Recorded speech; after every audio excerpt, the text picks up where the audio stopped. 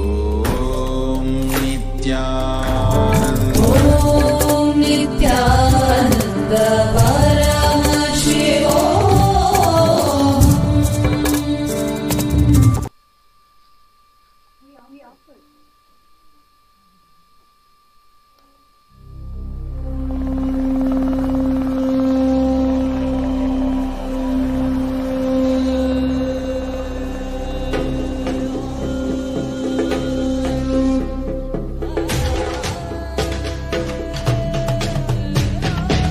புல்லாகி பூடாய் புழுவாய் மரமாகி பல்விருகமாகி பறவையாய் பாம்பாகி கல்லா மனிதராய் பேயாய் கணங்களாய் வல்லசுரராகி முனிவராய் தேவராய் செல்லாவிந்த இத்தாவர சங்கமத்துள் எல்லா பிறப்பும் பிறந்திழைத்தேன் எம்பெருமான் மெய்யே உன் பொன்னடிகள் கண்டு இன்று வீடுற்றேன்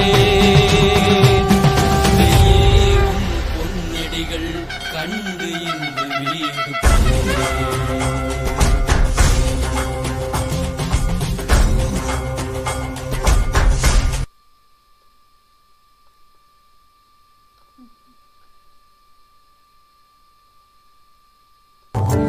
Om Nithyananda Paramashivoham.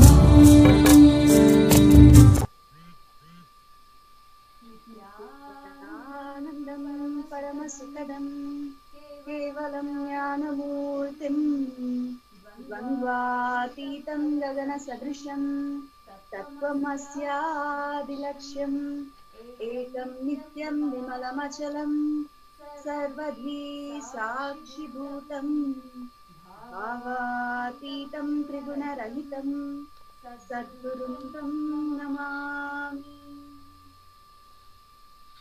Nithyananda, we offer our humble obeisance, our humble pranam to the divine lotus feet of Supreme Pontiff of Hinduism, Jagadguru Mahasannidhanam, His Divine Holiness Bhagavan Sri Nithyananda Paramashivam. And we welcome all the viewers across the world, wishing an auspicious Suprabhatam, good morning, to all this morning. For those of you turning into the first time to KAILASA's Nithyananda TV, welcome to the official channel of Sri KAILASA, the only and greatest Hindu nation in the world.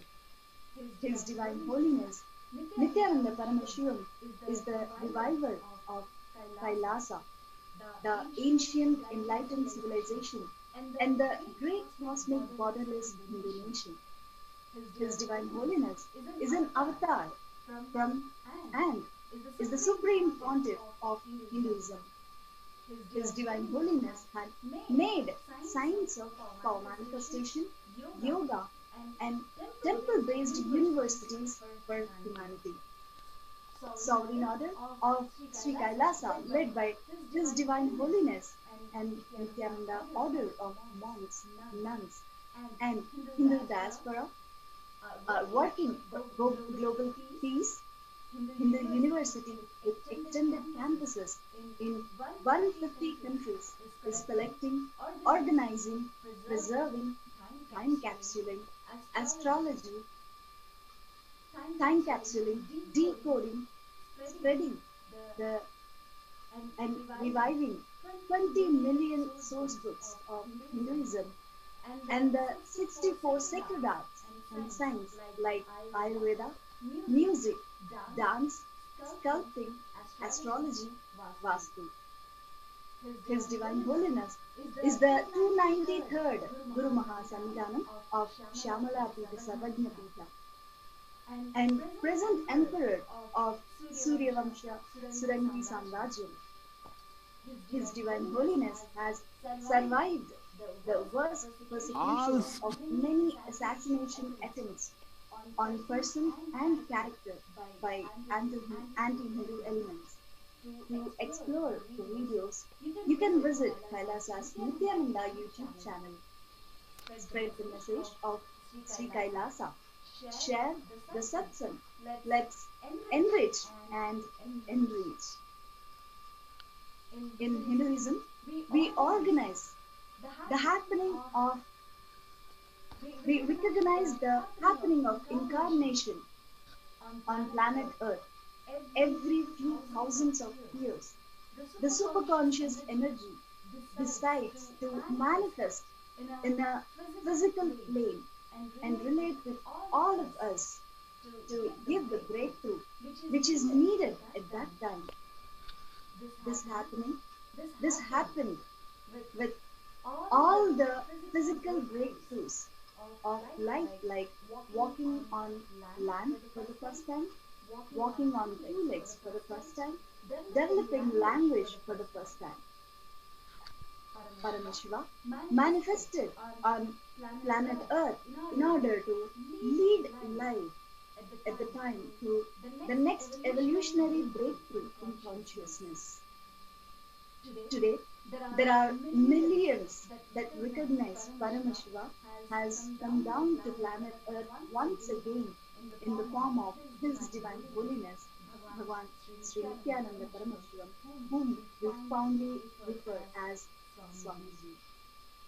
He manifested this grand Leela of his life for each and every one of us to be a part, to have a superconscious breakthrough. Swamiji has taken this physical form and come down from KAILASA itself.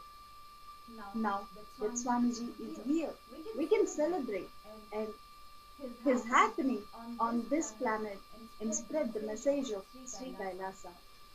We invite all the viewers to share this link with all on Facebook, Twitter, Instagram, and all other social media platforms. As we continue in the Satsang introduction, we get prepared for Swamiji's Satsang. Swamiji beautifully tells us, please understand, the only practice which can destroy self-doubt pattern is enriching others. You cannot complete with the self-doubt. You need to understand how much ever completion you try to do, you will suspect. You will have doubt even on the completion itself. How will you clear it? Ramakrishna Paramahamsa says very beautifully, if somebody is possessed by ghost, you can throw sesame seeds on them and drive the ghost away. But the ghost enters inside the sesame seed. How will you drive the ghost using the sesame seed? He is sitting inside the sesame seed itself. So, if you have any incompletion, you can do the completion process and complete it. Get rid of it. Get rid of the incompletion. But self-doubt is such, the doubt in very completion process itself. So, the incompletion has entered into your completion. Then, how the completion is going to remove the incompletion? I tell you, the one and only way to get rid of the self-doubt is enrich others. Enrich is not marketing. Enriching is not converting. Because converting others, the result is external. With marketing, the result is external. For the sake of the results outside, you do marketing or converting. But here, with enriching, the result is inside, within us.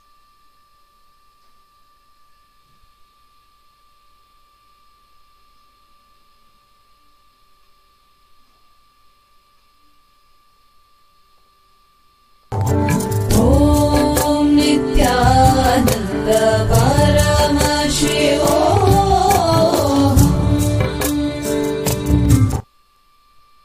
Over the last 7 months, Swamiji has been continuously guiding Kailasians through the perilous time which we are living in. The coronavirus pandemic has claimed almost 20 million lives with 700,000 deaths. The economic collapse, the global famine, which has happened due to the lockdown that nations all over the world have mandated, are both affecting billions. An approximate 10 million people all over the world are suffering due to the severe hunger. The world is facing a crisis of unprecedented proportions with the COVID-19 pandemic, worldwide lockdown, deep insecurity about health, worries about the uncertain future, be it one's job, or children's education, or the global economy, or social structure.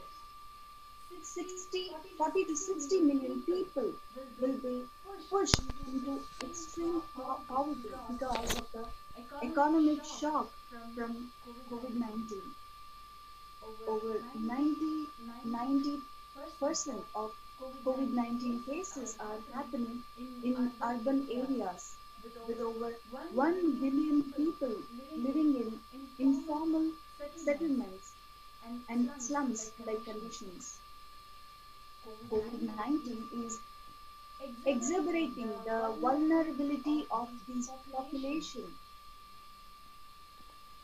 On average, women make up to 70% of healthcare workers and social care sector in 104 countries.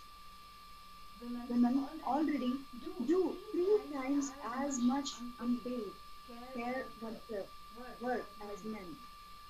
With COVID-19, unpaid care work has increased, with children out of school, heightened care needs of older persons, and overwhelmed health services. In developing countries, vast majority of women employment is in the informal economy. About 70% COVID-19 quarantining has caused a spike in domestic violence. Nearly 1.2 billion students, which is 68% of the total students enrolled, are affected by schools closure. 144 countries still have nationwide closures in place.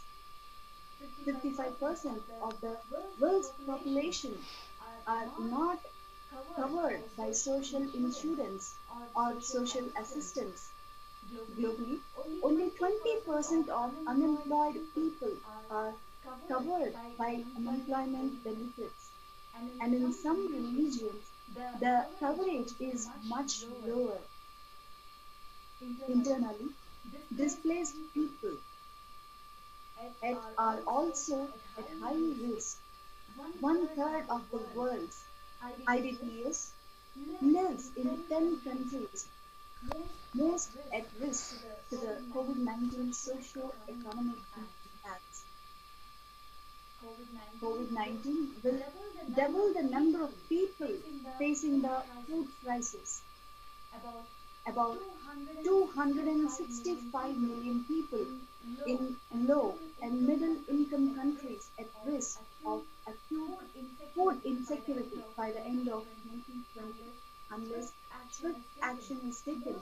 Most people suffering acute food insecurity in 2019 were in the countries affected by conflict, which is 77 million, climate change, which is 34 million, and economic crisis. Informal workers lost 60% of their income with little to no saving and no access to social protection. Global trade value fell 3% in the first quarter of 2020. An estimated quarter-on-quarter decline of 27% is expected in the second quarter. In Hindu scripture, the time that we are living in currently was foretold centuries ago in countless scriptures, including the Agamas and Puranas. The Puranas is a compilation of the historical, universal happenings brought together by Vyasa, a sage who lived many times over the course of centuries upon centuries. In Kurma Purana, sage Vyasa echoes the Rishi's declaration. The Kali Yuga is the worst of the four yugas, ages in all the worlds, the only place which is free from such sin. The Treta Yuga, the path is the sacred knowledge, jnana. In the Dwapara Yuga, only the performance of yajna, the sacred fire ritual. In the Kali Yuga, it is the path of dana, the enriching offers in leaf. Brahma is the presiding divinity of Treta Yuga. In the Treta Yuga, it is Bhagavan Ravi. And the Dwapara Yuga, the Devata, presiding divinity, is Vishnu. In the Kali Yuga, the presiding divinity is Rudra, Lord Maheshwara himself. In this verse, Vyasa explains to us the different ages of time and the avatar who leads us through that time. Specifically, he mentioned that Paramashiva is the avatar who is the presiding deity of this Kali Yuga. Paramashiva manifests just in order to guide us through this time. Today, the world is slowly waking up to the need of the hour as destruction pervades across all nations. The happening of the incarnation of Paramashiva is more relevant to each and every human being, now more so than ever.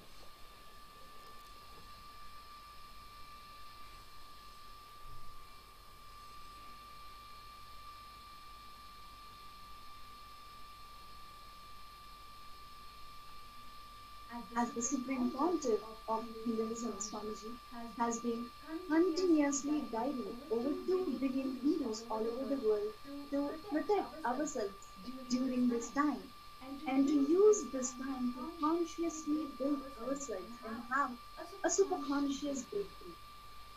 Paramashivoham Level 2 program is another invite Swamiji has started for the same purpose. Over 5,000 people have attended this 16-day program until today, and we have filled about the heartfelt sharings of people around the world who have benefited. The global Akhanda Nirvikalpa Samadhi Jnana Yajna, a worldwide 24/7 initiative of meditation, prayer, and spiritual healing through unclutching. Over 4 million minutes have been recorded in less than 100 days. Just to put things in perspective, 4 million minutes is equivalent to one person sitting for 7.6 years and unclutching continuously without one single break. Swamiji has blessed that the power of joining this global movement is such that if you participate by just sitting for 1 hour every day, along with hundreds of others during this yajna, you will experience the same benefit of 7.6 years of unclutching. Another breakthrough program that Swamiji launched is Paramashivoham program, a unique program during the 4-month Chaturmasya period to do digital Shastra Adhyayana, studying the scripture. Swamiji reveals the divine message from Paramashiva every day at 7:30 p.m. Indian Standard Time. Tuning in to live Satsang every day is the perfect way to spiritually align yourself again and again. If you miss the live Satsang, you can always go back and watch KAILASA's Nithyananda YouTube channel. Let us now understand the divine guidance that Swamiji has been giving for us during this pralaya. This is just a handful of the contributions which Swamiji has started in the year of 2020. Om Nithyananda Paramashivoham.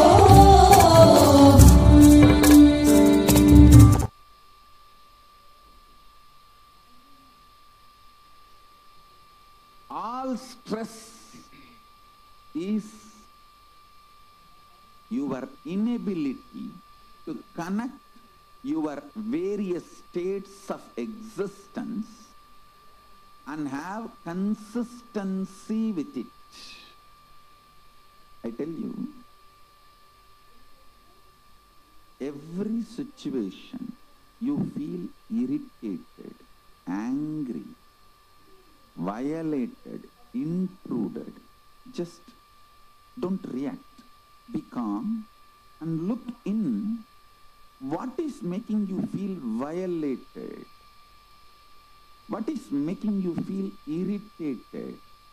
What is it that is getting into your nervous system? What is it that constantly shakes you? If you see, you will understand it has nothing to do with what is happening externally. It is something triggered internally. I tell you. Getting triggered internally and reacting for it externally and making stupid decisions is called delusion. Delusion is worse than death, because death is only 1 minute happening. Delusion destroys you, which is like a continuous suffering. The decisions you make in delusion is worse than death. Death is actually nothing. It's just changing clothes. But decisions you make during delusion destroys your life. Just understand,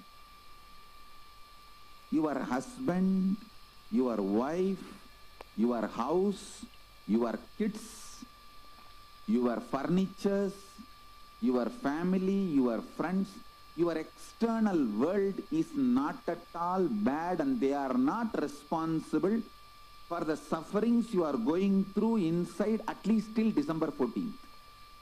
See, till December 14th, there is a huge Trobhava energy, delusion energy, getting released on this planet. At least till December 14th, maybe you can make a chart. You can write on your bedroom wall, or write on a paper and stick it on the bedroom wall. Till December 14th, none of my family or friends or external world is responsible for all my suffering. Understand, everything you feel so logical and factually right to accuse others, blame external situations. Everything looks so factually right, will suddenly collapse after December 14th, because now the delusion energy is predominant in decision-making component of you. Buddhi is deluded extensively. So the idea about I and mine is traveling in a very dangerous territory and terrain, both. Terrain and territory, both. The territory which is not yours and the terrain which is very dangerous. I just want you to know, till December 14th, even if you just eat and sleep whole day, that is okay. Don't make major decisions. If you can, do yoga. The ecosystems like how in many cities our devotees have formed. Everyone wakes up in morning Brahma Muhurta and calls all the people who are in that same time zone and does yoga. I tell you, this kind of groups are literally like direct Paramashiva. Person who calls you in Brahma Muhurta and wakes you up and asks you, come on, let's do yoga. Be very clear. Remember that call is directly from me to you. My dear, come on, get up. It's time. Let's do yoga. Remember, this very voice is only coming to you maybe in somebody else's form. Never miss that. Wake up. Do yoga. Do puja. If you don't feel like doing, if you don't want to do, all right, don't do anything, but don't make any decision in your life.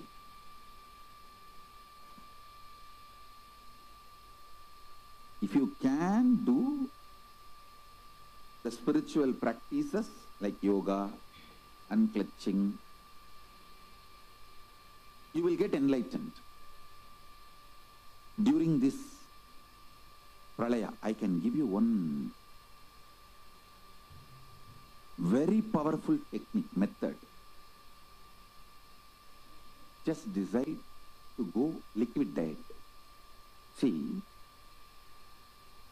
when you don't give solid food, your body, when you don't give solid food to your body starts eating itself. Then it throws all kinds of anger, violence, tantrum, everything. It literally tries to make you mad. During that time, sit and do completion. Read my books, Bhagavad Gita, Living Enlightenment. These are the best books. You will master your biochemistry. Means that chemicals of your biology. See, the impact of the chemicals on your biology, if you master that, you will live such ecstatic life. I tell you, if the load of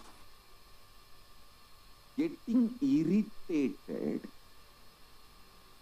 getting violent is taken away from your system, you will start feeling connection with powerful cognitions and higher existence intensely. I tell you, I have seen this work thousands of times, not just in my life, my gurus. See, actually, when people come to my gurus, I have seen how my gurus deal the disciples, devotees. People come with the problems. I have seen my Guru Isaki Swami personally advising and people getting benefit of this Nirahara Samyama. See, Nirahara Samyama is nothing but you becoming Mahabhairava. See, Mahabhairava is described to be a human flesh eater. Naramamsa Bhakshini. That doesn't mean you will kill human beings and eat. No. Your own body eating itself is Naramamsa Bhakshini. Your own flesh is eaten by your own body. When you don't give solid food, you are Mahabhairava, Akasha Bhairava. Sit as Akasha Bhairava. Don't give solid food, only lubricate your system through liquid diet. Give a very healthy liquid diet, very healthy juices, herbs. I'm not saying don't give nutrients. Give nutrients, minerals, everything needed for the body in a liquid form. When you start doing that, body will try to throw tantrum. It will behave like a mad mother-in-law. Indian mother-in-law. Mad Indian mother-in-law. It will try to break everything.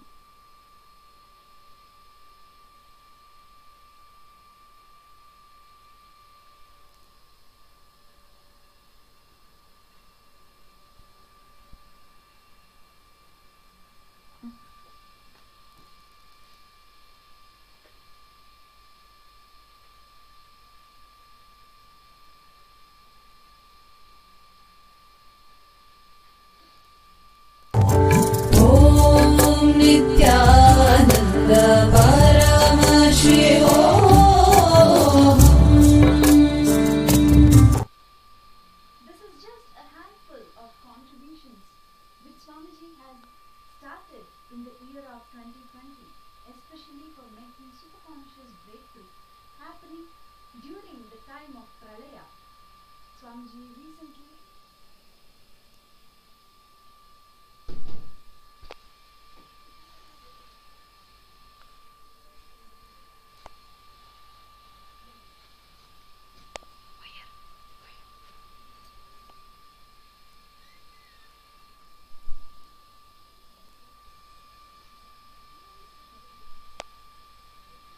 This is just a handful of contributions which Swamiji has started in the year of 2020, especially for making superconscious breakthrough happen during the time of Pralaya.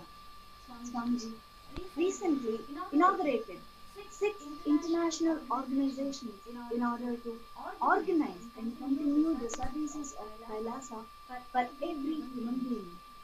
These organizations are Satsang for worldwide peace, conflict resolution, religious freedom, Red Om for relief work, hunger-free relief, disaster relief, and medical health aid.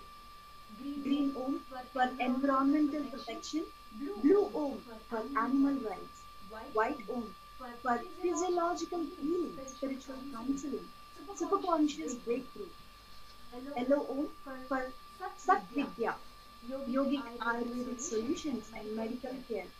To learn more about these initiatives, you can visit kailasa.org/global services. In order to completely get involved with life and start actively working on our consciousness, bringing superconscious breakthrough to ourselves and to the whole humanity. Swamiji gave us one instruction. Let's get involved with KAILASA.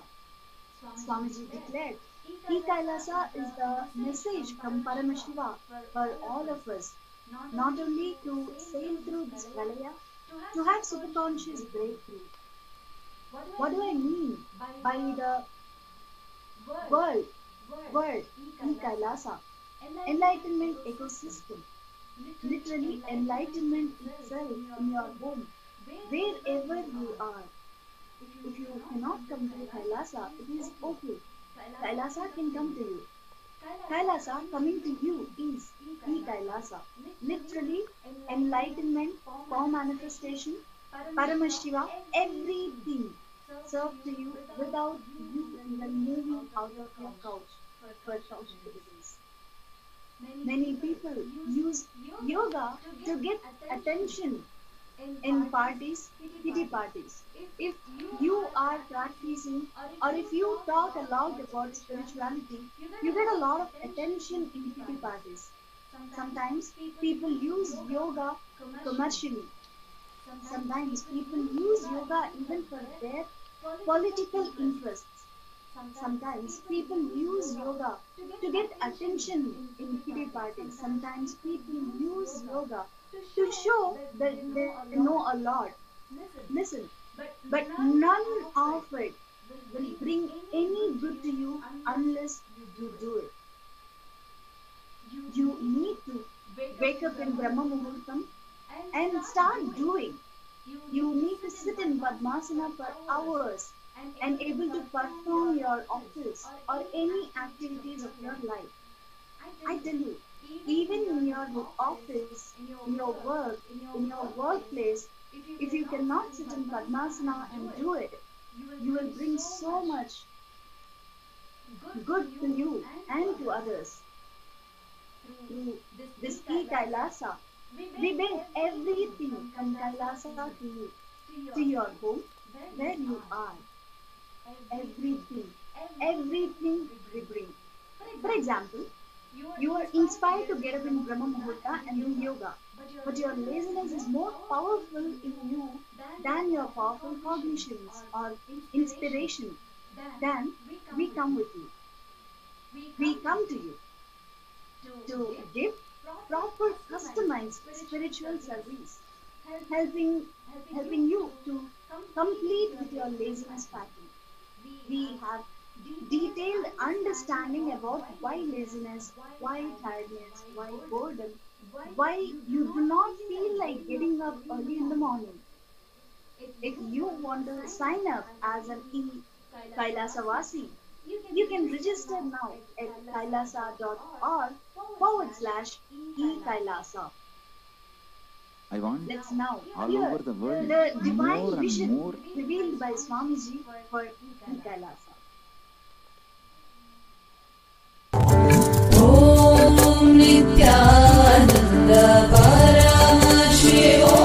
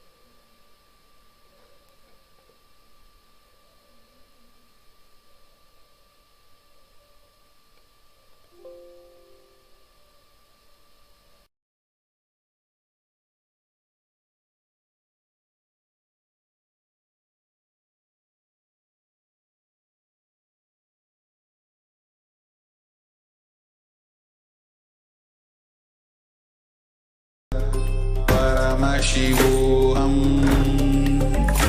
Om Nithyananda Paramashivoham.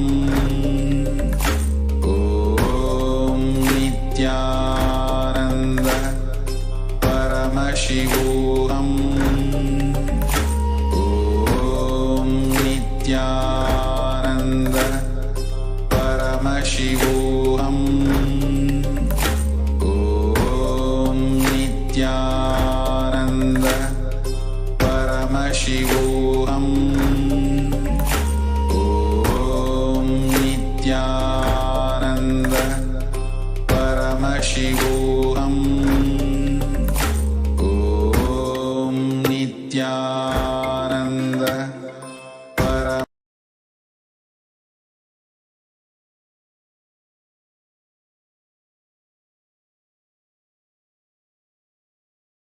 I want all over the world more and more ecosystems getting formed. All these people sincerely, not only they will do, they will click and upload it in the internet. I want all places to start this ecosystem, ecosystem. This is the best thing you will do. Not only you have to do, you should just click the screenshot and put it in the Facebook and So you encourage others to join in your ecosystem, in your time zone. You guys can consolidate yourself into time zones because it doesn't need to be distance based. It's a Zoom. So it's only time based. Brahma Muhurta of your time zones, Brahma Muhurta. It can evolve as a beautiful, great spiritual support, especially during this pandemic, pralaya. It is, I will say that it's worthy of $1 million. This ecosystem, what it is contributing to you is $1 million worth. I want all major cities, I want Hyderabad to start this spiritual ecosystem. New York, Los Angeles, Houston, Thiruvannamalai, Vidudi, everywhere. Start this ecosystem. Delhi, Mumbai, Chennai. Give a wake-up call during the Brahma Muhurtam. Get up, come on Zoom and start yoga. Malaysia, Australia, Seattle, everywhere. All over the world, I think we should run at least 100,000 ecosystem. I'm going to give special gifts for the people who run ecosystem. I think Mauritius also should start this ecosystem. It's too easy. I think San Jose has done the best job. San Jose can teach how to run an ecosystem successfully. KAILASA. It is literally the real work of KAILASA. Helping people, encouraging, psychologically supporting. I tell you, this ecosystems, enlightened ecosystems. I should say that E means digital. Second E for enlightenment. Third E for ecosystem. Triple E. First E, digital, for that E. Second E, enlightenment. Third E, ecosystem. Electronic enlightenment ecosystem. Triple E. And anyhow, all my disciples are all the time E only. So, electronic enlightenment ecosystem. KAILASA, KAILASA. I strongly support, recommend making this KAILASAs everywhere. Every city which has KAILASA, which evolves KAILASA, I'll be spending and sending special gifts for you guys. And every Kailasians will receive personally my spiritual support and blessing. I want everyone, every human being should become Kailasian. He should be supported spiritually. Hey, do you know? You get a morning wake-up call, especially from a very loving, sympathetic, caring friend who understands even if you don't wake up, it's okay, what can be done? He will only support you, encourage you. Even if he screams at you, it will be cute. Because for your health, he is pushing you.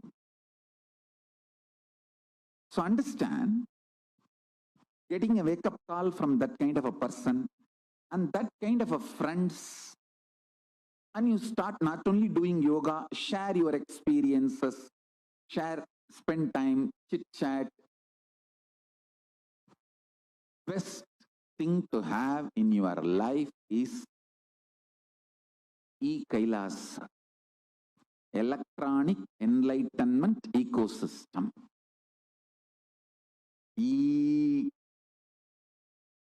I want next 1 week to be dedicated by all my disciples, devotees, to make a beautiful KAILASA all over the world in every time zone,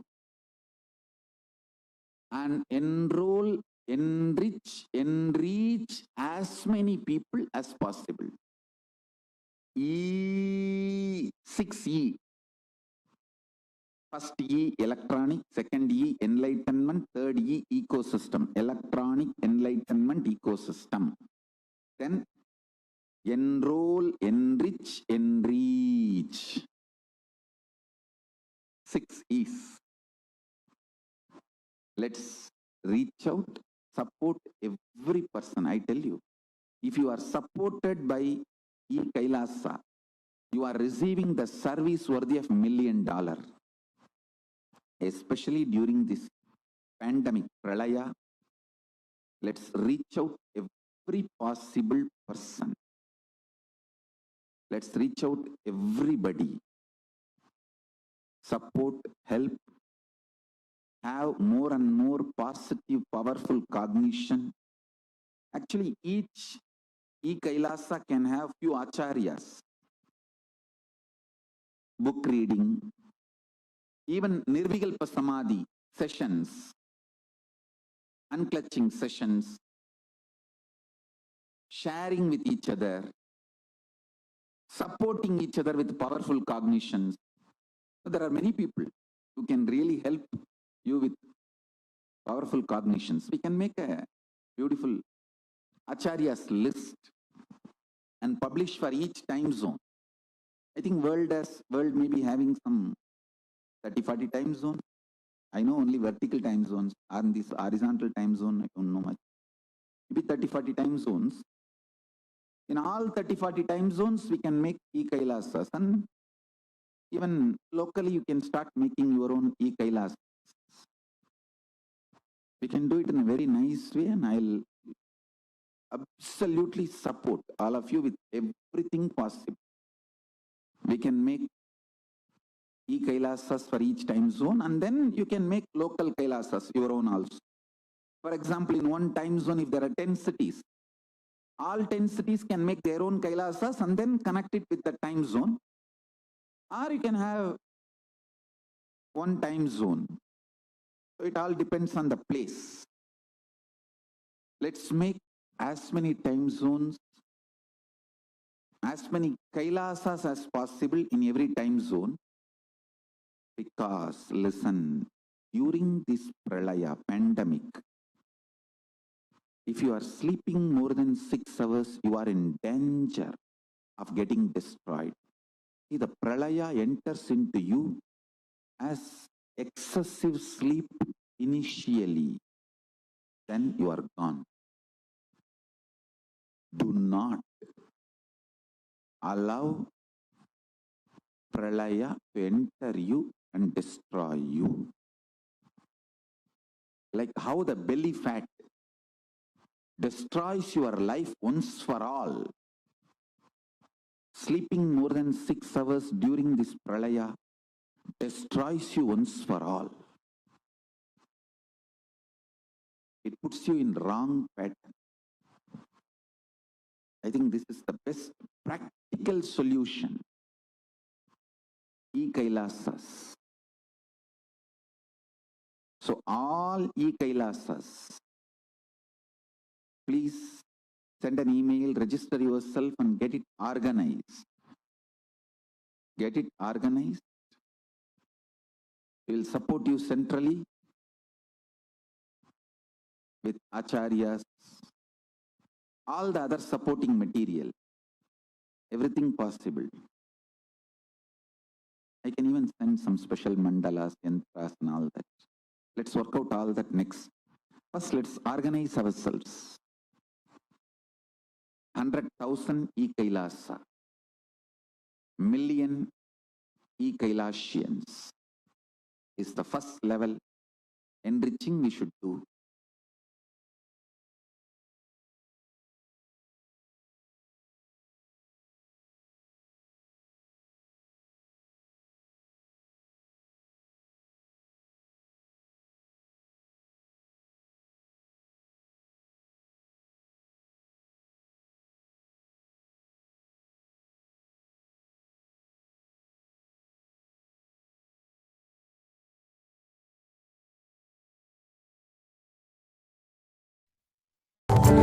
ॐ नित्यानन्द परमशिवोऽहम्।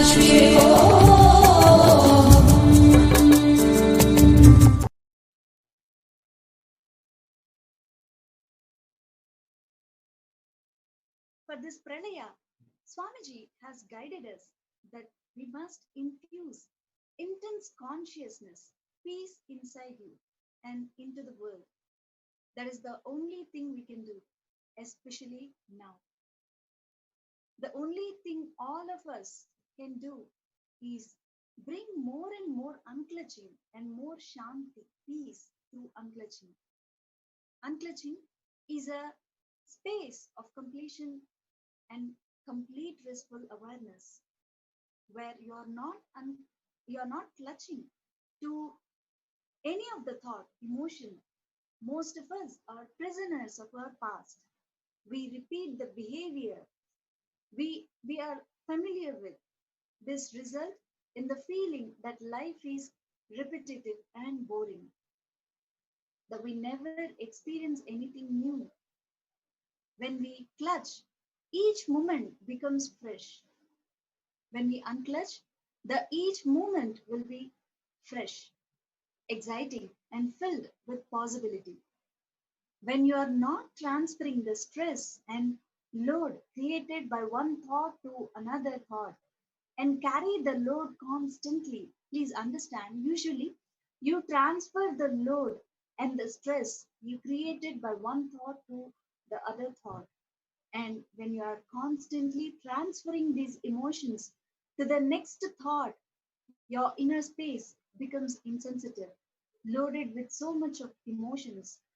It naturally sinks into depression, restlessness, boredom, all the negative emotions. Unclutching is not connecting one thought and the other thought and carrying the same stress and emotions. When you unclutch, you stop carrying the stress and negative emotions from one thought to the other thought. And when you don't carry that stress, suffering, negativity, pressure, restlessness from the thought to the other thought, naturally you experience the peace inside. Many of us still have questions about unclutching. They may not yet think this is the ultimate technique for them to run their life. Those people may think that they need thoughts or they need the mind to function in their lives. Let us now see what Swamiji says to them. ॐ नित्यानन्द परमशिवोऽहम्।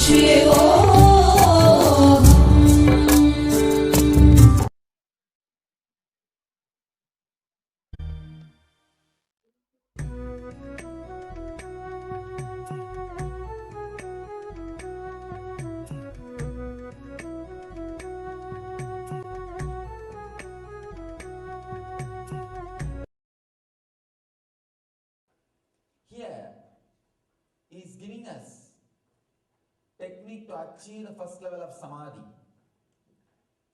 We need to know first, why do we need samadhi first of all? It's not our food and bedroom and clothes are enough for life. Why do we need samadhi at all?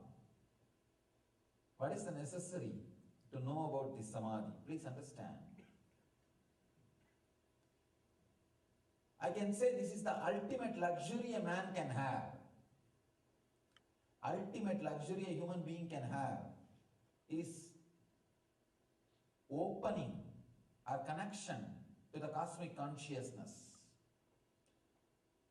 Sometimes these great ideas, words, they happen in our life once in a while like a breeze, and after a few days you forget about them.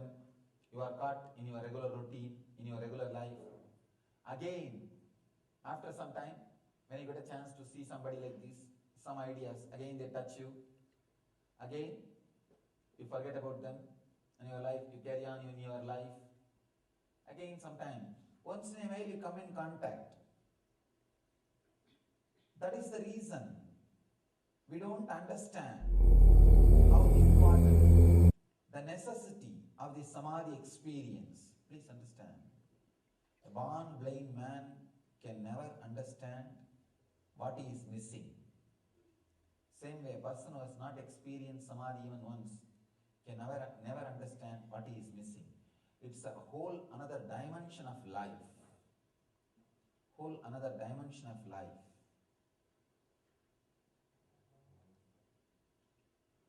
The other day, one of my disciples was driving me from Phoenix to Los Angeles. Suddenly I turned towards him and I said, I wish you have a body like mine. And he started laughing. What did you mean, Swamiji?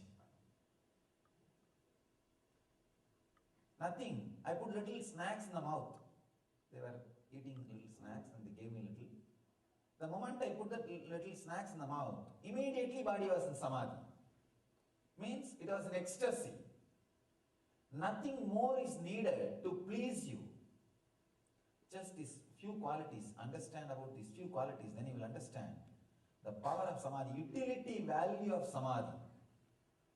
See, today, I want you to understand the utility value of Samadhi. Only then the meaning of what I am talking will be understood.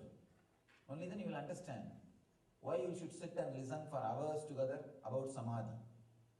It has direct utility value in your life.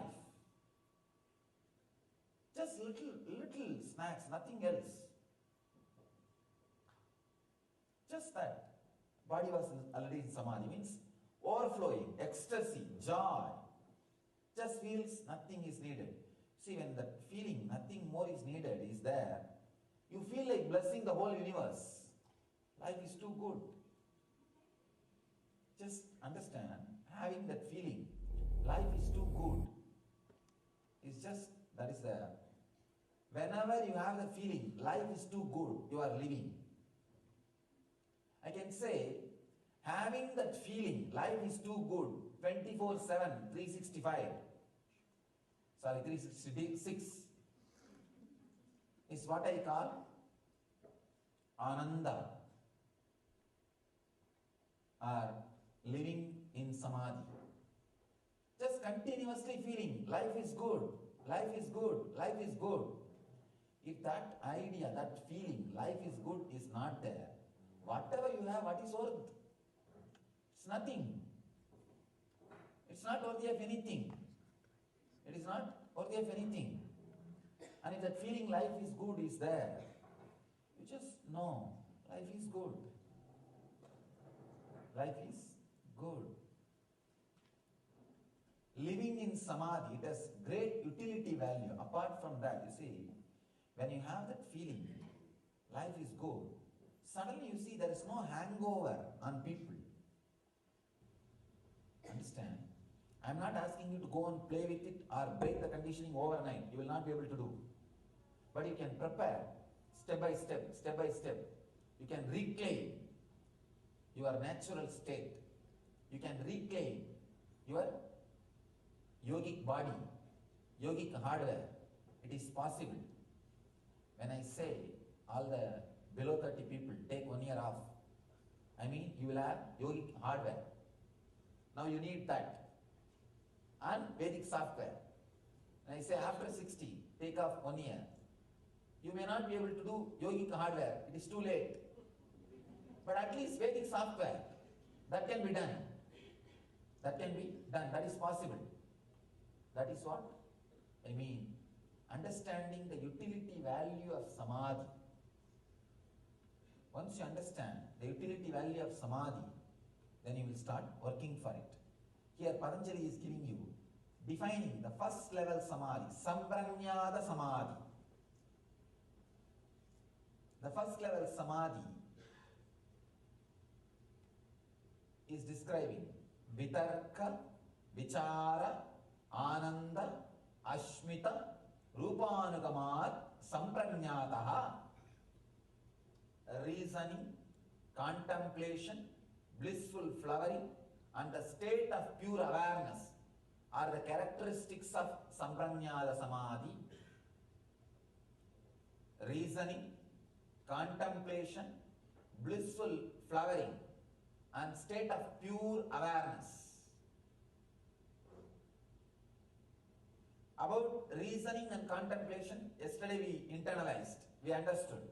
Yesterday I expressed few truths about reasoning and contemplation. Today, let's work on Ananda and Ashmita.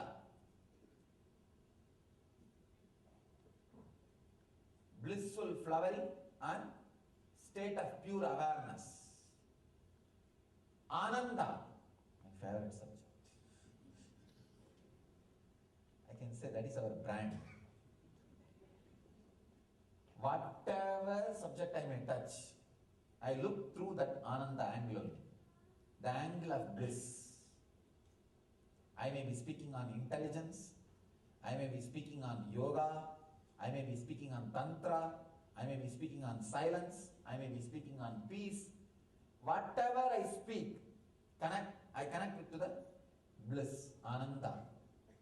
That is our branding. I can say that's the essence of life. Here, Patanjali describes Ananda as one of the important qualities which you experience and express in Sampranyada Samadhi, the first level Samadhi. Sampranyada Samadhi means the Samadhi which you experience through these four states. It's the first level. There is second level, Asampranyada Samadhi. Then he describes different kinds, Savigalpa, Nirvigalpa, different kinds of Samadhis, different kinds of spiritual experiences. Paramahamsa Nithyananda conducts Inner Awakening, a 21-day enlightenment.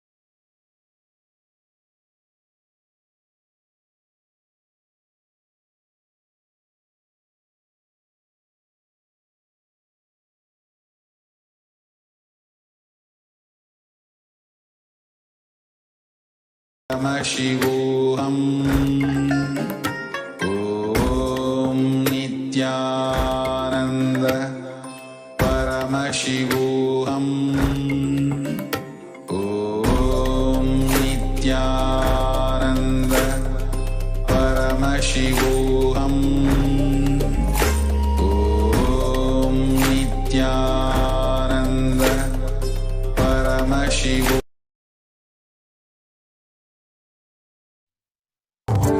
Om Nithyananda Paramashivoham.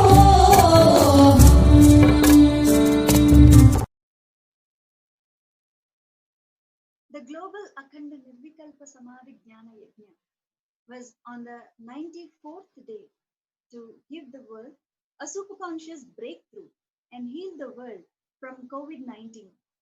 People from over 50 countries continuously radiated the space of Paramashiva by practicing the unclenching meditation 24 hours a day, 7 days a week, starting from 13th May Indian time. 500 people sessions from 3 languages around the world, from 50 countries, 30,000 minutes for peace. Every language started with the chanting of Mahavakya for 1 hour, and the Upanishads and Bhagavad Gita for 1 hour, and then hours of straight unclenching. At any given time, there is active unclenching around the world. Join the movement at kailasa.tv/minutes for peace. Swamiji revealed deeper insights into the cosmic happening of this Pralaya period. He has given us a glimpse of what is going on in the macrocosm level and revealed to us exactly how that maps to us in microcosmic level. Before going further in our Satsang introduction today, let us remind ourselves of what Swamiji said.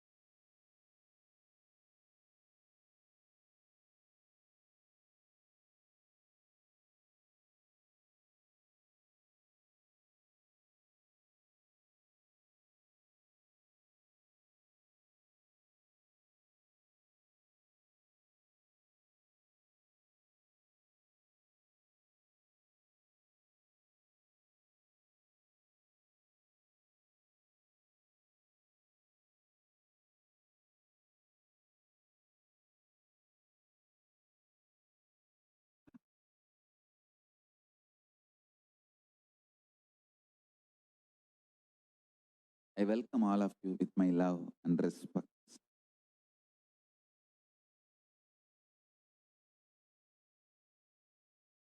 Paramashiva's direct message from KAILASA. Listen.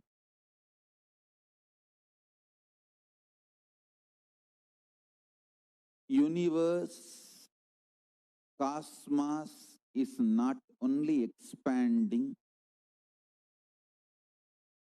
the expansion is accelerated. Please understand. I am revealing as Paramashiva, Mahadeva is revealing to me.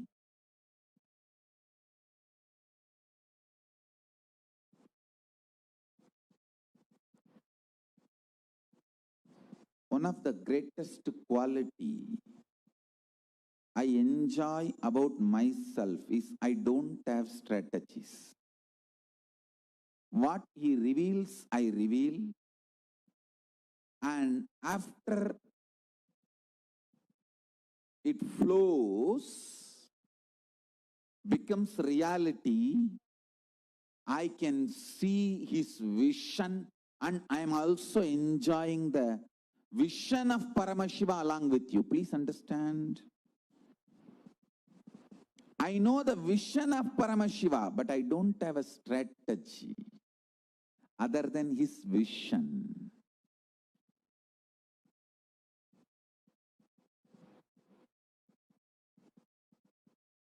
So I can be absolutely complete, sincere to these two statements. One, I love you all sincerely. I lived, living, will live just as a pure, transparent manifestation of Paramashiva without having any addition, deletion, strategies, nothing. Just simple Paramashiva straight away. Simple Paramashiva straight forward.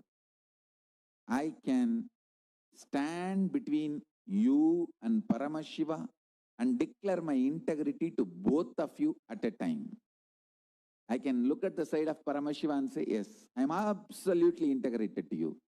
I can look at all yours, your side, and say, I am absolutely integrated to you. Please understand, strategy-less visionary is the definition of me. Visionary without a strategy. I'll just reveal what Paramashiva reveals. Paramashiva is very clearly expressing. Now means this pralaya.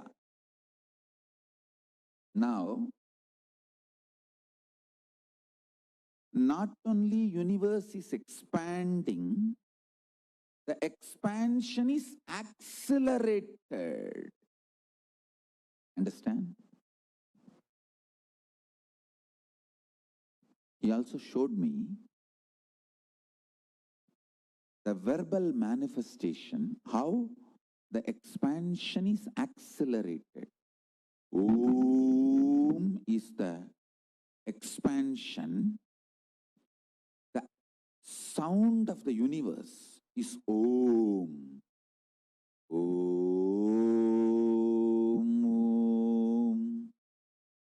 Om. Om. Om.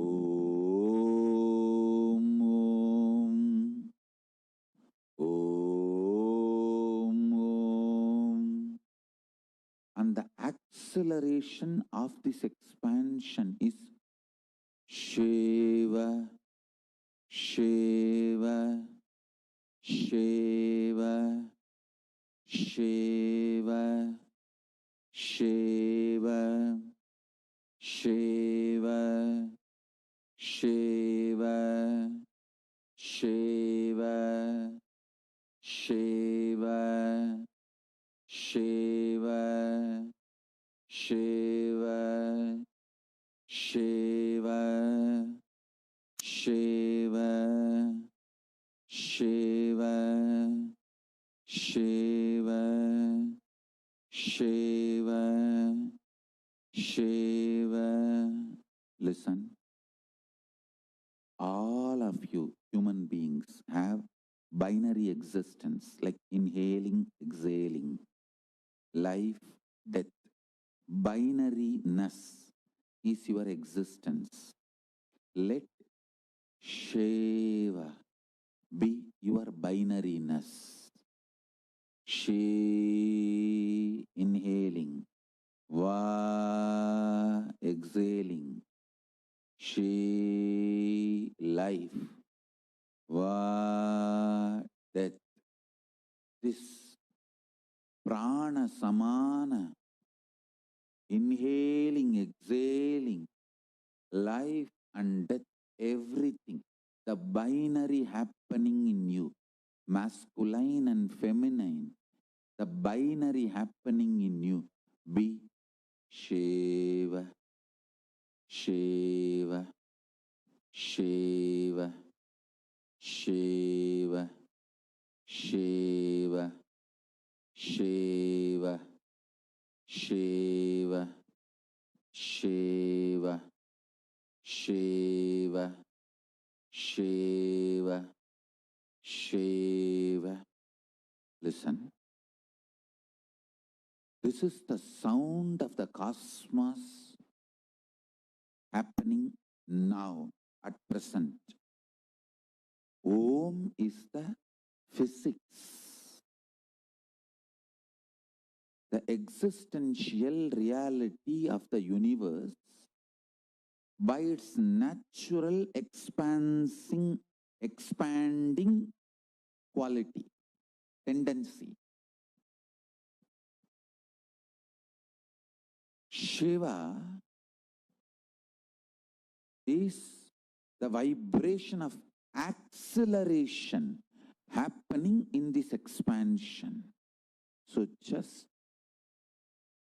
go on, be sitting in that space. Shiva. See, when you are sitting in this space of Shiva, Shiva, Shiva, Shiva, that accelerated expansion of the universe starts happening in you, and you get the stimulus package from cosmos. Listen, not only governments, even cosmos is doing a powerful stimulus package for people to get superconscious breakthrough and manifest powers in this pralaya, in this pandemic. Simple way to get the large chunk of that stimulus package to manifest intense powers, love, knowledge, enlightenment. Big share Paramashiva is pushing on the world, humanity. Very simple way. Sit as much time as you can. Actually, you don't even need a separate time. While you are doing all your work, including falling asleep, you can just go on be inside vibrating. Don't chant, vibrate. Shiva. See, remembering and forgetfulness, both are your binary. Like inhaling and exhaling is your binary. Remembering, forgetfulness, and male, female, Shiva, Devi, Paramashiva, Parashakti, your existence is binary. Your understandings are binary. Your realizations are binary. Your experience of life is binary. You act binary. You live binary. Being and acting binary. Everything is binary. Silence and talking, everything is binary. So let your core existence of binary become Shiva, Shiva, Shiva, Shiva, Shiva. Along with your day-to-day activity, let this Shiva become undercurrent of you for this Pralaya period. I am not telling you to strategize to be in that chanting Shiva, Shiva, Shiva, Shiva, Shiva whole life. Then you will never do. I am not interested in that. Just do for this Pralaya.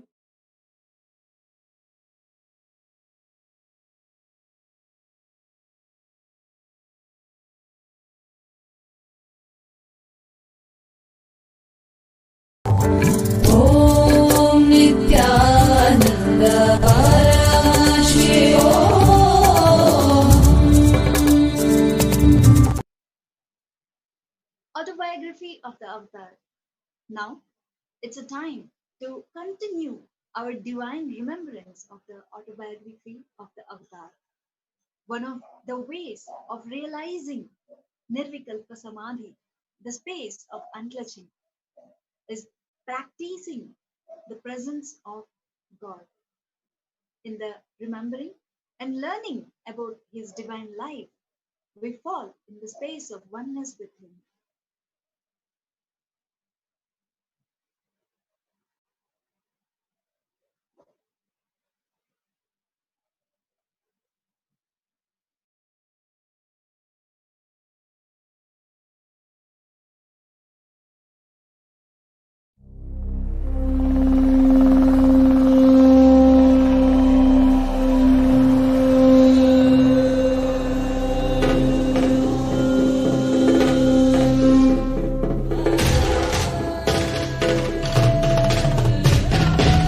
புல்லாகி பூடாய் புழுவாய் மரமாகி பல்விருகமாகி பறவையாய் பாம்பாகி கல்லா மனிதராய் பேயாய் கணங்களாய் வல்லசுரராய் முனிவராய் தேவராய் செல்லாவில்லை தாவர சங்கமத்துள் எல்லா பிறப்பும் பிறப்பிறத்தேன் பெருமான் மெய்யே உன் பொன்னடிகள் கண்டு இன்று வீடுற்றேன்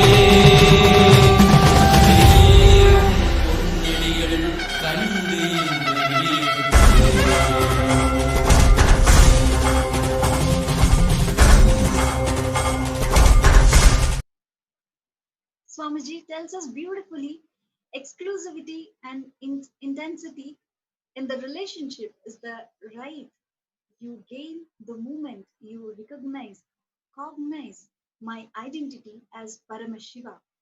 Cognizing my identity as Paramashiva, me as manifestation of Paramashiva.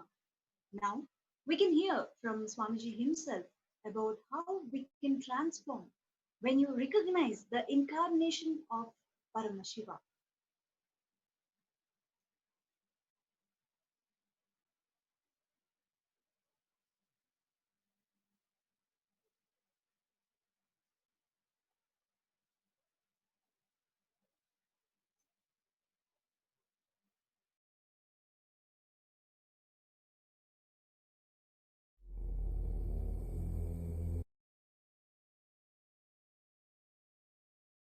KAILASA's NHU students.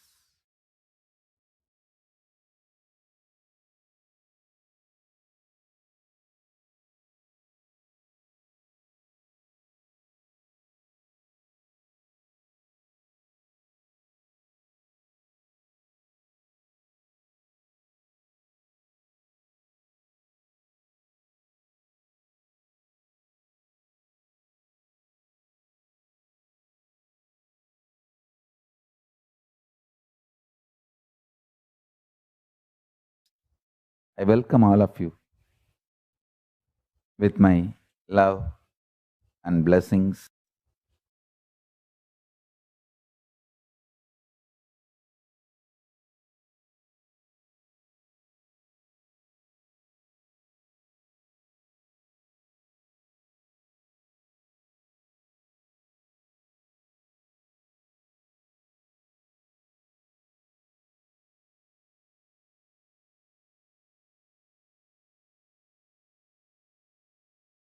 Paramashiva Ganas, Paramashivoham Season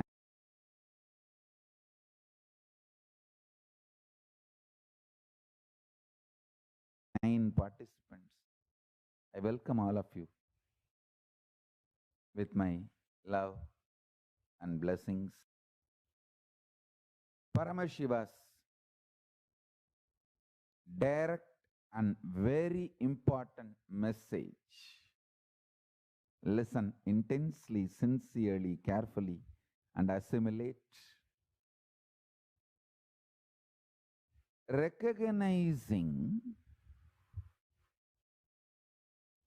my identity as Paramashiva, me as manifestation of Paramashiva, especially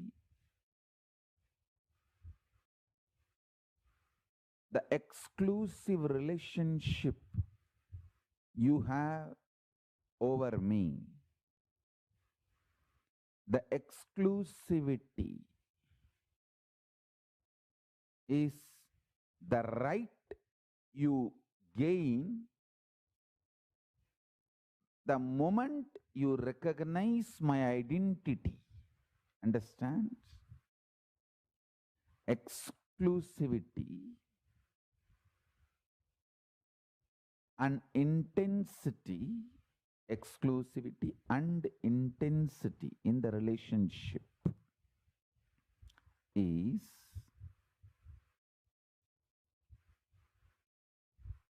the right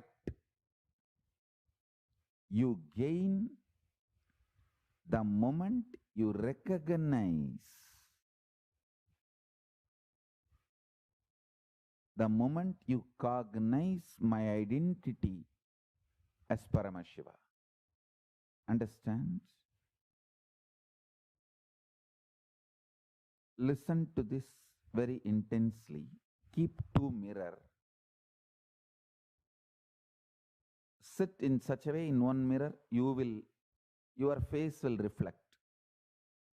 In another mirror, this world, naturally the world only will reflect. Maybe you can sit next to the window, keeping the mirror, showing the sky. Listen. In reality, both mirrors are mirroring two different dimension, face of you. How much you feel you are your body, how much that is true, more than that you are cosmos is true. You are part of this cosmos. You are verily, if I have to make more proper statement, you are verily the core and source of this cosmos consciousness. Just like Paramashiva has 25 faces, you experiencing your body as you is one phase of you. You experiencing your mind, emotions as you is one phase of you. You experiencing your deep sleep state is one phase of you. You knowing this whole cosmos is you is one phase of you. Understand, if you recognize my identity as Paramashiva, you will recognize your identity as Paramashiva. If you recognize your identity as Paramashiva, one of the face of you is Paramashiva, you will simply recognize, I am Paramashiva. In these two, any one happens, you won the game. Life is all about that. That's all. Life is too simple. It's all about living after recognizing your identity as Paramashiva or my identity as Paramashiva. That's it.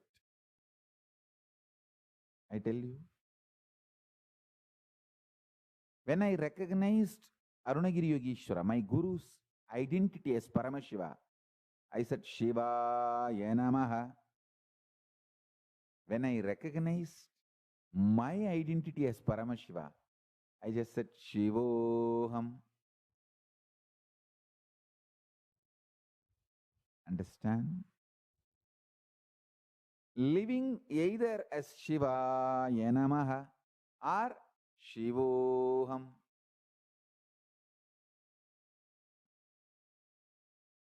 Both are okay, but this is life. Life is too simple. Beautifully, Gita says, 4th chapter, 9th sloka, Janma karma chame divyam evam yo veti tatvataha tyaktva deham punarjanma naiti mamedi sorjunaha.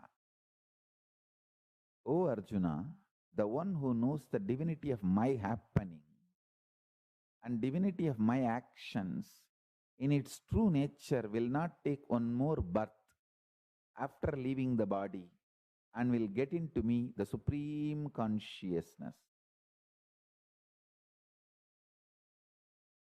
Manushyanam sahasreshu kaschit yadadi siddhaye yadadamabi siddhanam kaschinmam vetti tatvataha. The 7th chapter, 3rd sloka, Bhagavad Gita. Among thousands of men, rare one endeavors for perfection, even of the perfected ones who are diligent. One perchance recognizes who I am. Recognizing the identity of an incarnation is the fulfillment, completion of life. That's it. Bhaktya mamabhijanati yavan yaschasmi tatvataha tato mam tatvato jnatva vishate tadanantaram. Bhagavad Gita's 18th chapter, 55th sloka. By devotion he knows me in reality what and who I am. Then having known me in reality, he forthwith enters into the Supreme.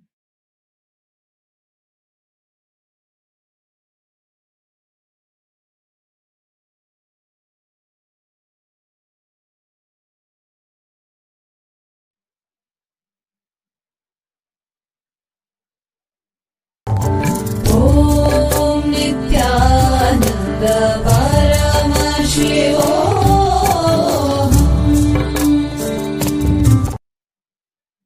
The great Hindu incarnation, Bhagavan Sri Ramana Maharshi's mother, lived with him in physically difficult conditions and in poverty in the caves of Arunachala. Life was hard for her due to her age as well. One day, Bhagwan Ramana's sister came and said to their mother, "Mother, you are not well. Come, I have a comfortable house." She refused and turning to Bhagwan told him, "I want to die only in your arms. After my death, you may even throw away my body into some thorn bushes. It doesn't matter." Soon after this incident, Bhagwan's mother fell seriously ill. On the day of her passing away, from early in the morning, Bhagwan sat next to her with his left hand on her head and his right hand on the right side of her chest. He remained like, like that for nearly 8 hours. The devotees who had gathered there knew that her end had come. They observed the beauty and sanctity of a son elevating his mother's soul to the infinite.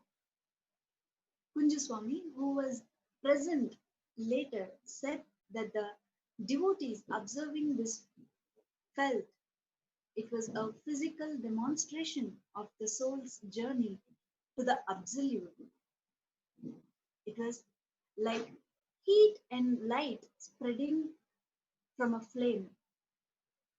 When that soul and mind had merged in the self, Bhagwan took his hands off and then said, "When the soul merges with the self and is completely annihilated, a soft ring like that of a bell can be felt."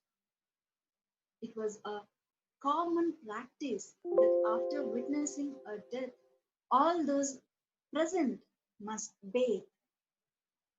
However, Bhagwan said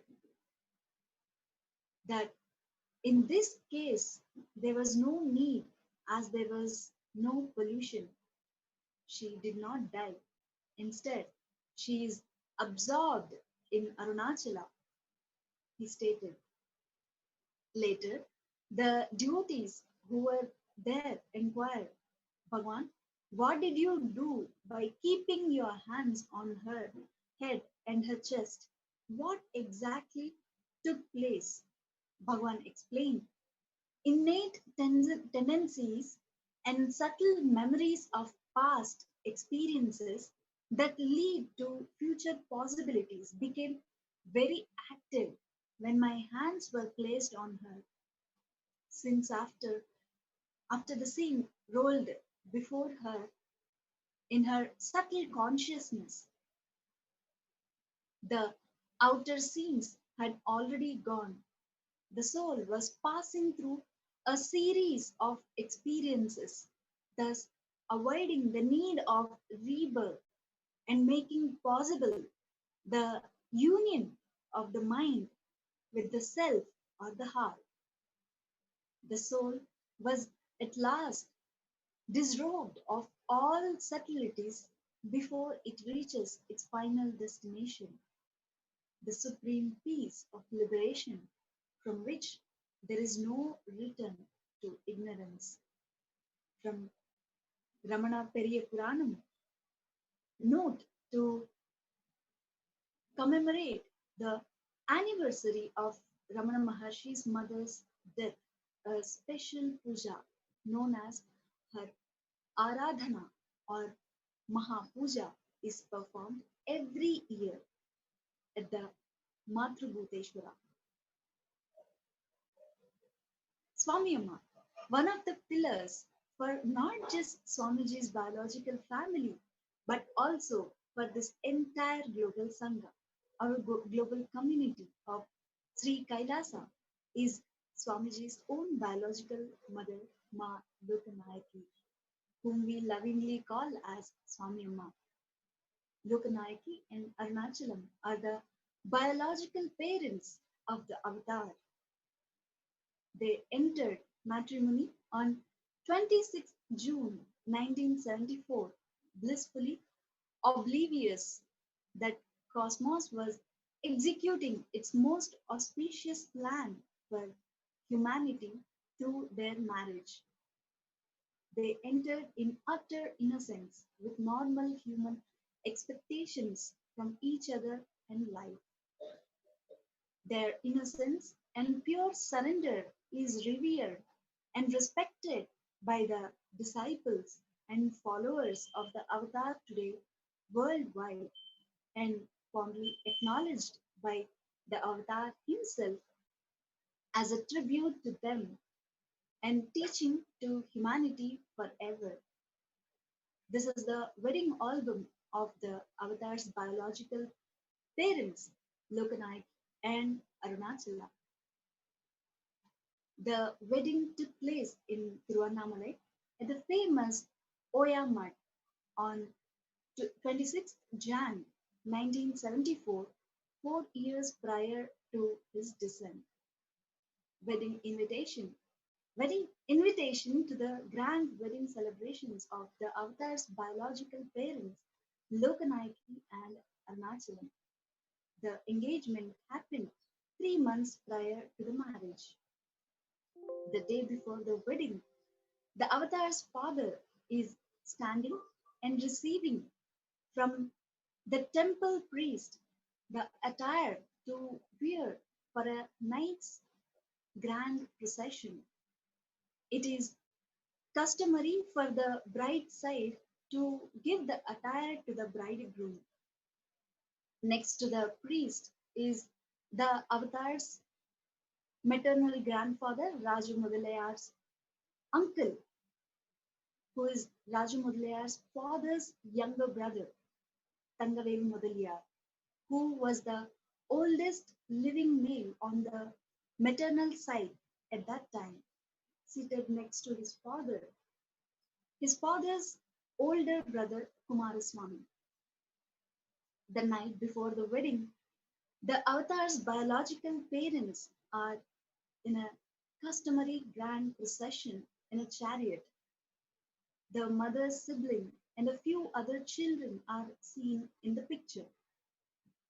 The age gap was large between her and her siblings, that they seem like almost the next generation. We can see how the marriage followed the most authentic customs and traditions and was celebrated by the whole town of Tiruvannamalai. In the photos, we can spot all the different family members, including Swami Amma's father and mother, Raju Mudaliyar and Ellammal. Through the attendees or even the marriage couple were not aware. This marriage was a historical event and was arranged by Paramashiva himself in preparation of his grand happening on this planet Earth.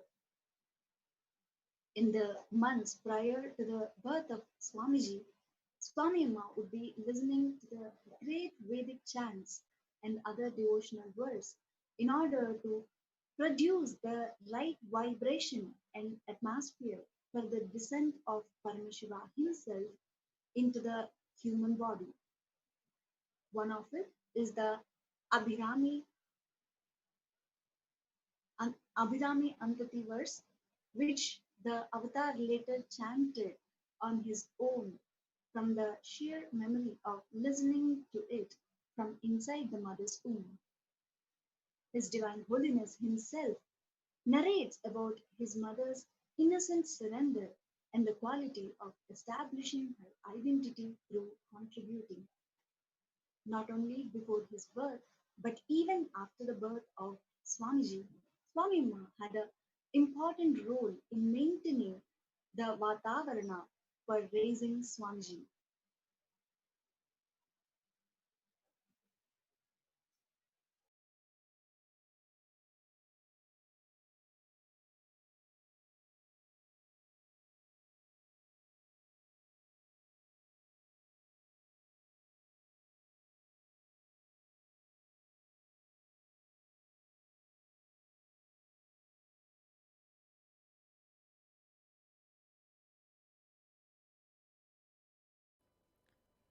establish your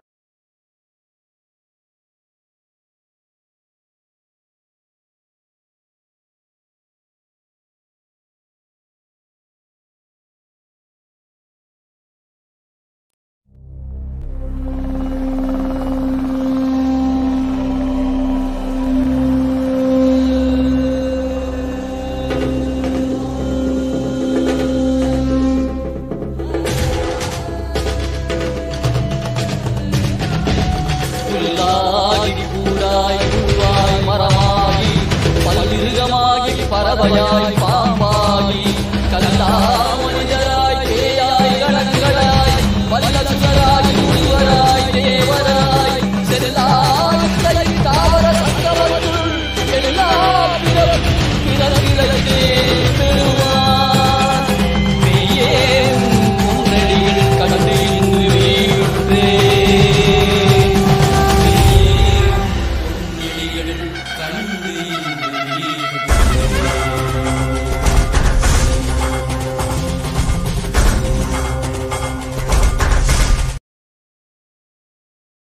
identity by contribution, by enriching.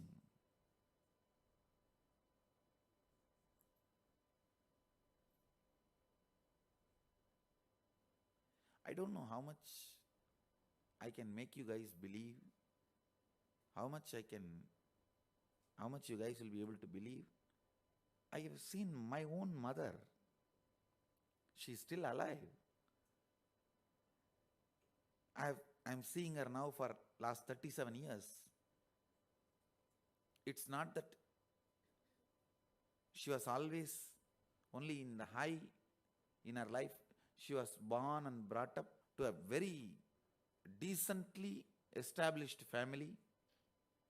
I can say that her parents are upper middle class people. I heard in those days that was the most organized and largest wedding happened in that whole village.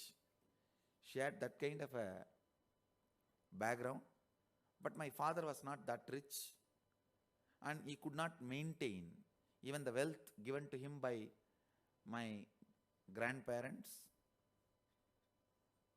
But throughout last 37 years, I am seeing her. I have not seen her even once trying to establish her identity by throwing tantrum. I just feel blessed that I am carrying her biomemory. Please understand. Even now, she is literally the Sangha Janani. Means she is the mother of our whole Sangha. She is the Sangha Mata, literally. But I have never seen her establishing her identity, establishing her existence by throwing tantrum. Even now, whatever way she established herself, it is always through contribution. She is the embodiment of this one concept. Establish yourself only by contribution. If not, just lie down. When she is not able to do that, she will just lie down. But never take up the other route of establishing the identity by throwing tantrum or any power game or authority. I don't know how I will be able to convince all of you. If you lived in the ashram or if you have lived around her, you will know this one idea. She is embodiment of that one idea. I have seen her even from my childhood. Even when family went through the worst poverty, never I have seen her shouting at my father even once. Never I have seen her demanding from my father even once. Asking for something, fighting for something. Even when my father was not in the right mental state of doing some business successfully, even when he was frustrated. She took it up and started running a small grocery shop. I have seen her. She will cook in the morning, run and open the grocery shop. She will manage the grocery shop. In the night, she will lock the shop and come back and again cook. Of course, it's a large giant family. We had grandmother, so many other people also supporting her in cooking, the jobs of the house. But throughout, she established her identity only by contributing. I have not seen her once fighting with anybody. Even though she gets bullied many times,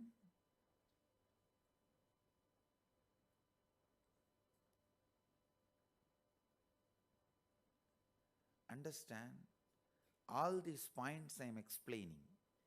Agitative decisions, trying to establish your identity by throwing tantrum, imaginary background music and edited replay of flashbacks, all these things are directly connected with each other.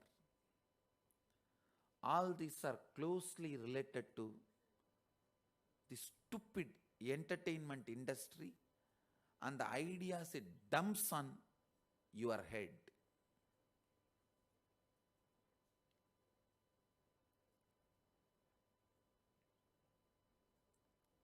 The way she stood only contributing.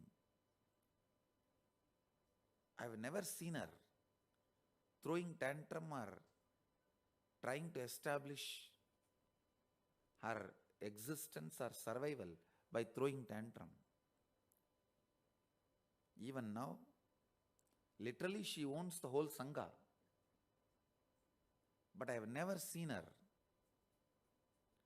doing anything other than contributing.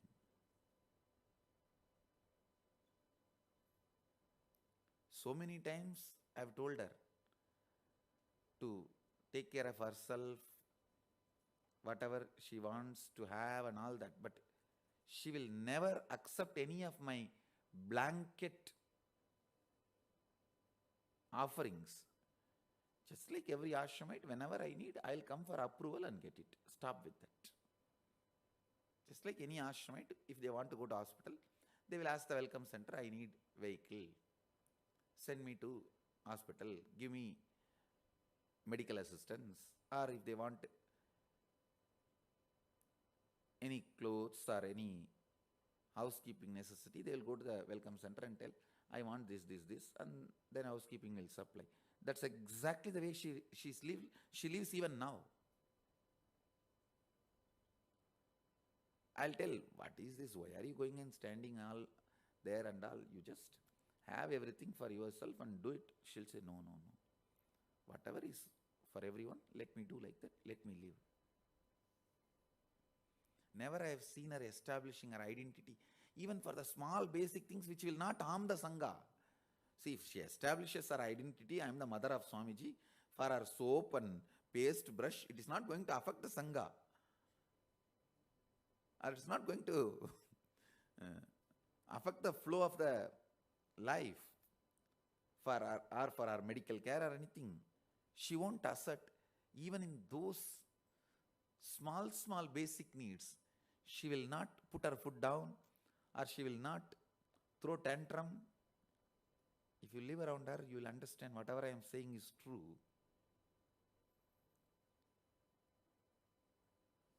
I tell you,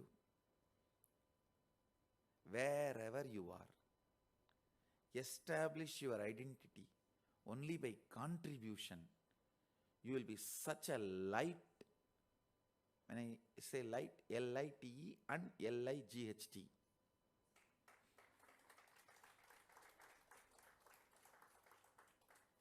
You will be such a light being. Do not believe this false theory of you need to throw your weight to establish yourself. It is wrong. It is false. Don't try to tell me, no, you don't know the atmosphere I am in, Swamiji. My industry is like that, my family is like that, the background, the office I am working is like that. Unless I throw my weight, nothing can get done. No, it is. Please do not. I have seen the universe more than you. Please believe me.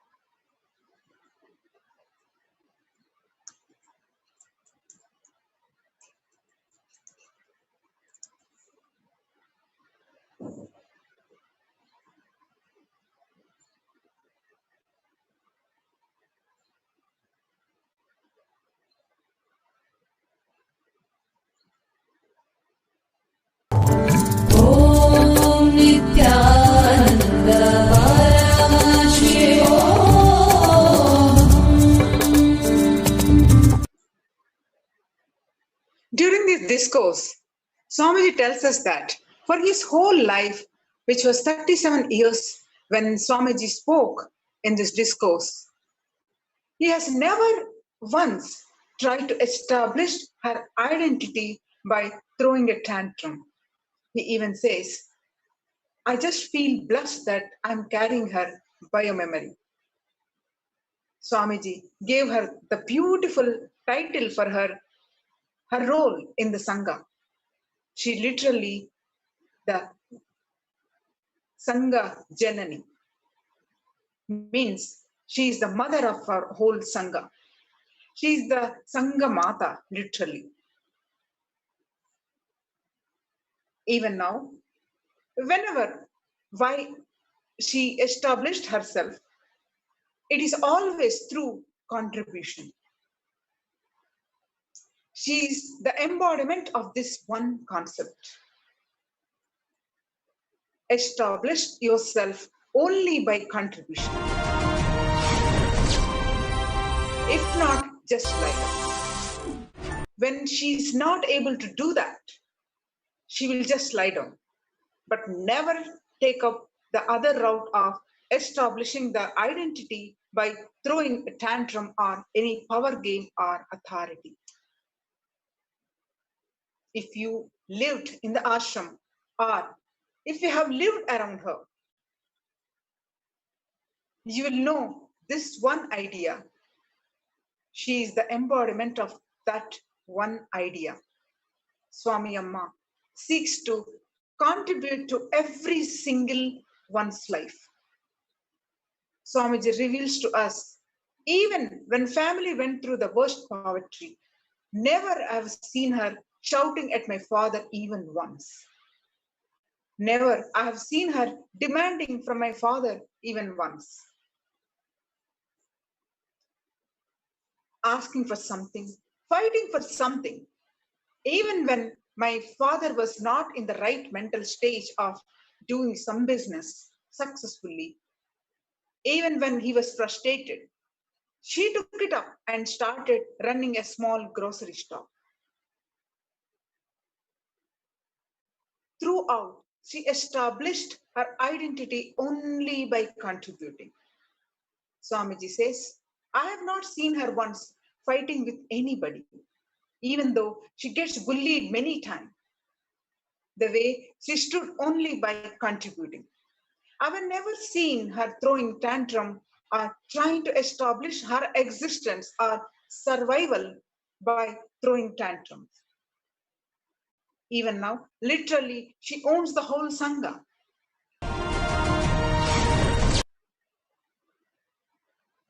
Swamiji says, but I have never seen her doing anything other than contributing. In addition, Swamiji says, if you are bringing up the child with you, this should be the basic condition. It should be all the time playing in your lap, whether the child is with you in the house. Whenever time permits, there should be a tremendous friendliness and completion. Many Westerners can't understand when Swamiji says sometimes in Satsangs and programs, till he left the house, he used to always sleep in the same bed with Swami Amma. Westerners can't understand. In Hinduism, it is a lifestyle. The children always sleep next to the mother or the father. Even the word sleeping with has been polluted and corrupted. Children playing with the father and the mother. Spending time as much as possible brings tremendous completion to the kids and make them understand what is completion.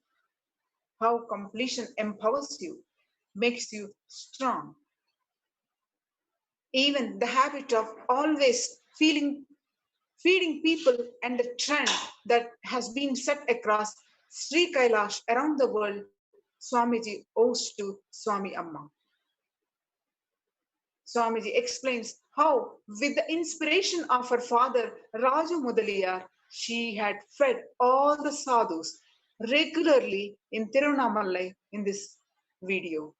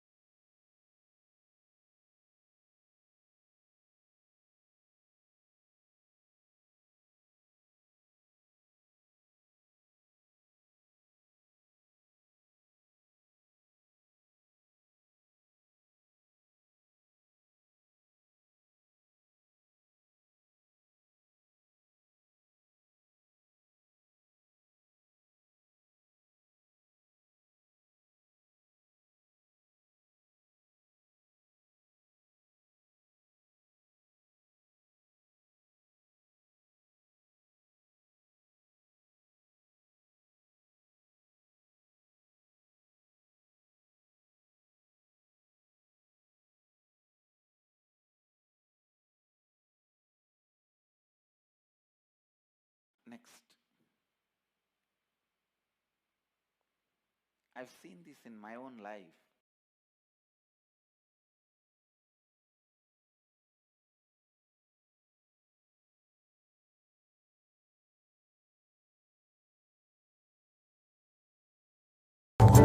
Om Nityanand परमशिवोहम्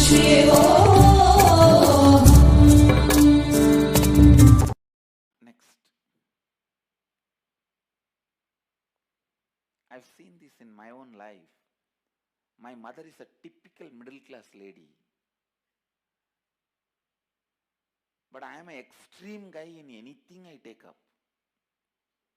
Anything I take up, I am fully into it.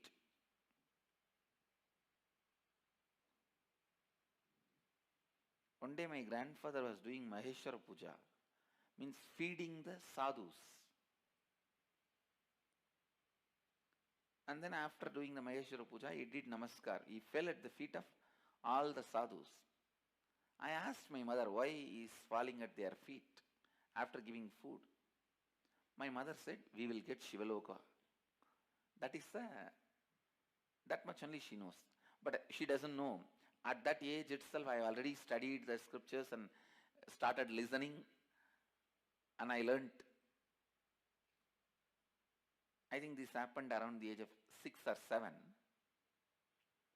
By that time, I am already exposed to Raghupati Yogi and his words. So she said, we will get Shivaloka. Then I told her, all right, if that is the case, then let us give. Every day let us feed all the sadhus who come. Then she said, no. We should do only this much. I couldn't get a convincing answer from her. Why we not do every day? With all the money we have. And even she never thought about it. I asked her, why you do not think further? You say this is good and even you feel good. I've seen her very sincerely she will do. She will cook and feed. The annadana, the quality of feeding people, I learned from her. Still I am happy about it. Still I carry that one pride. All our ashrams and campuses, without even me telling, our sannyasis have learnt this one idea. If you start ashram, you have to feed people. Whoever comes, you should make sure they eat and go. When they start an ashram,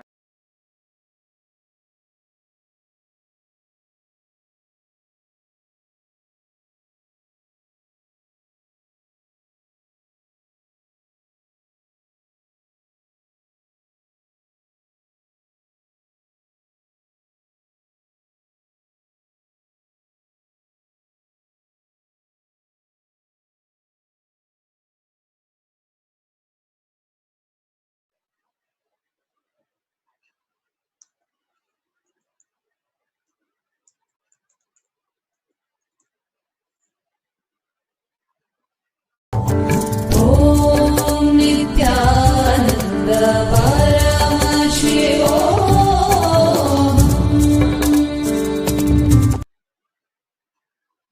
At the age of 16, approximately, Swamiji decided that he wanted to leave Tiruvannamalai and embark on his mission.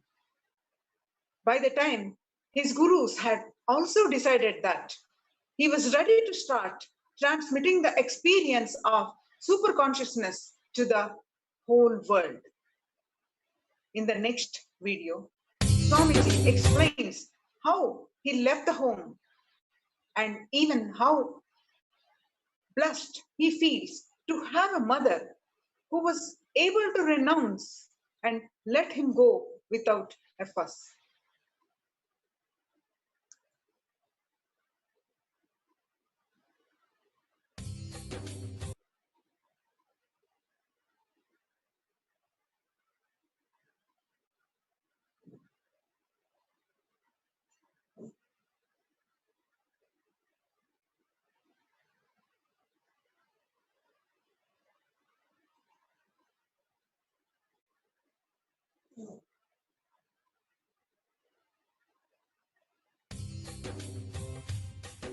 स्वभावचिन्मयानन्दं कृपापूर्णं जगत्पतिं हरिषड्वर्गजेतारं नित्यानन्दगुरुं भजे स्वभावचिन्मयानन्दं कृपापूर्णं जगत्पतिं हरिषड्वर्गजेतारं नित्यानन्दगुरुं भजे स्वभावचिन्मय.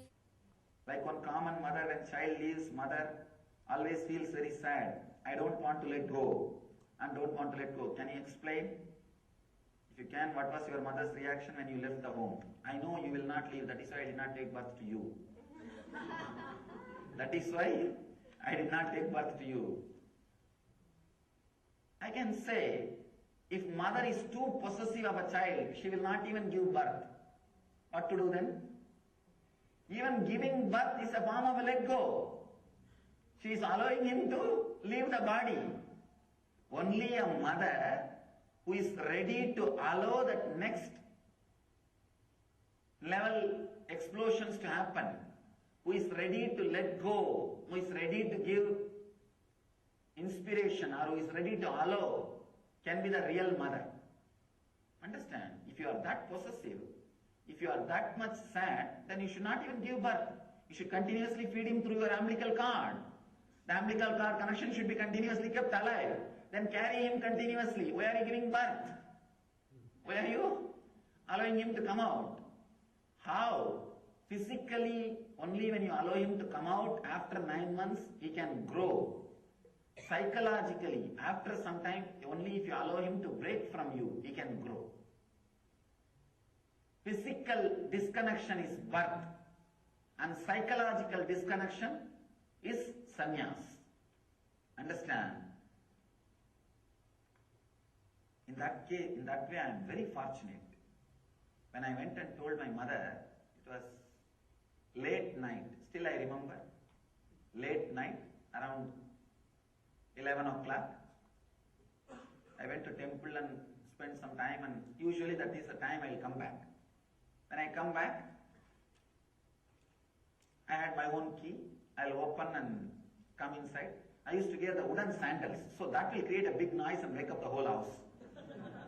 The house was stone, granite floor. Those days, the Indian houses are all built with granite and teak wood. My grandmother used to say that the house was 300 years old. 300 years, something like a 10, 11 generation they are living in the same house. Of course, huge house. Whenever I enter with that wooden sandals, it will make such a big sound, tatak, tatak, tatak, tatak. Then they will wake up. She'll wake up and prepare my food if I want to eat. If I have finished eating in the temple itself, then she will say good night, that's all. She got up and she was about to prepare the food.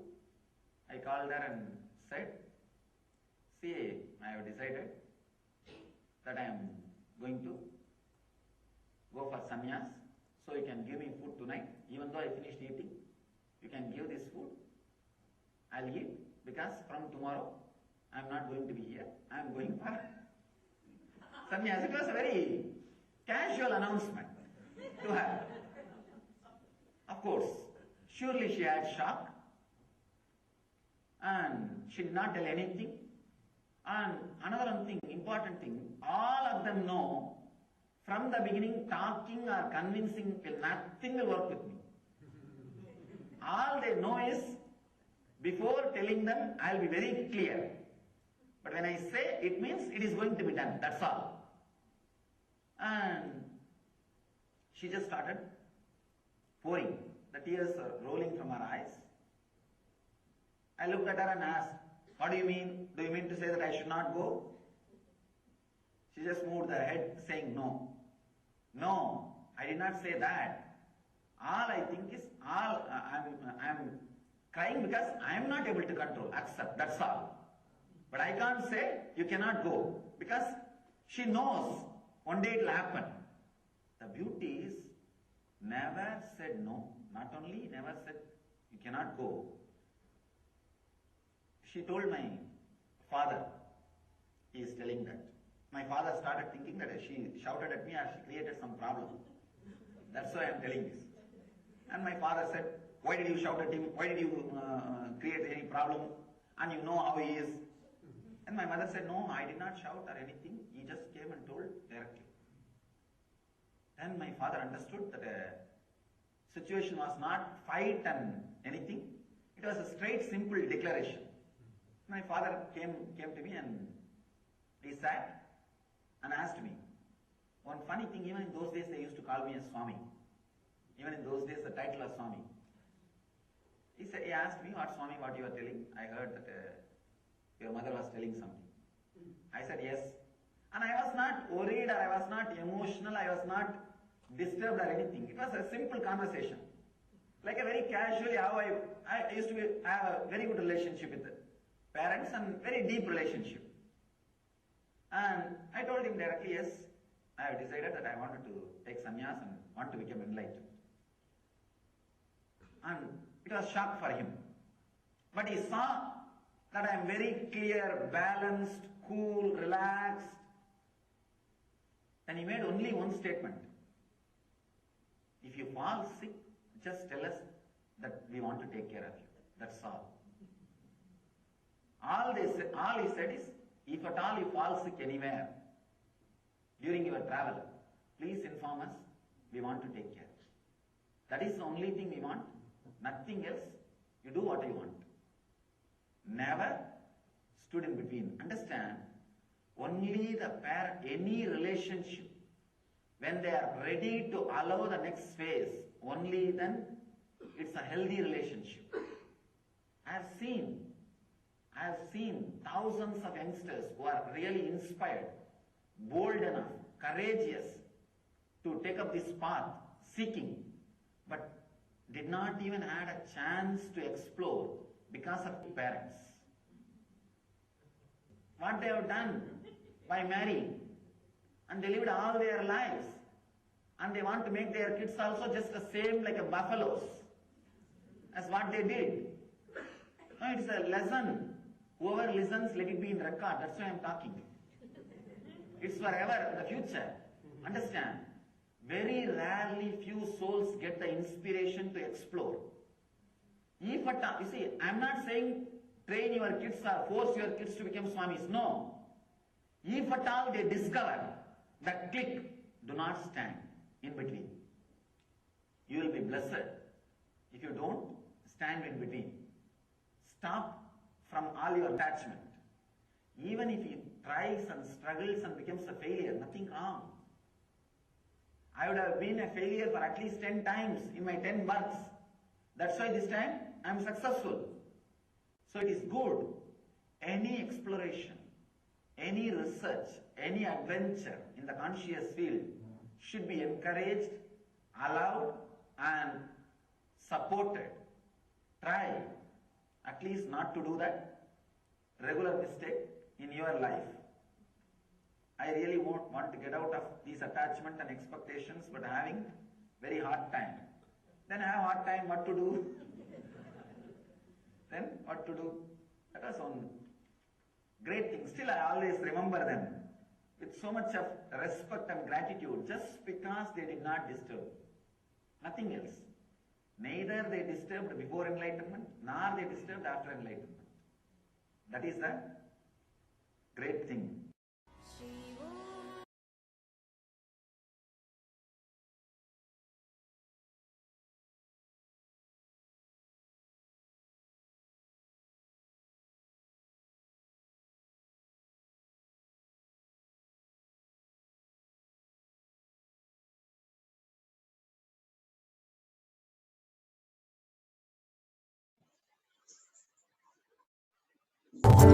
Om Nithyananda Paramashivoham.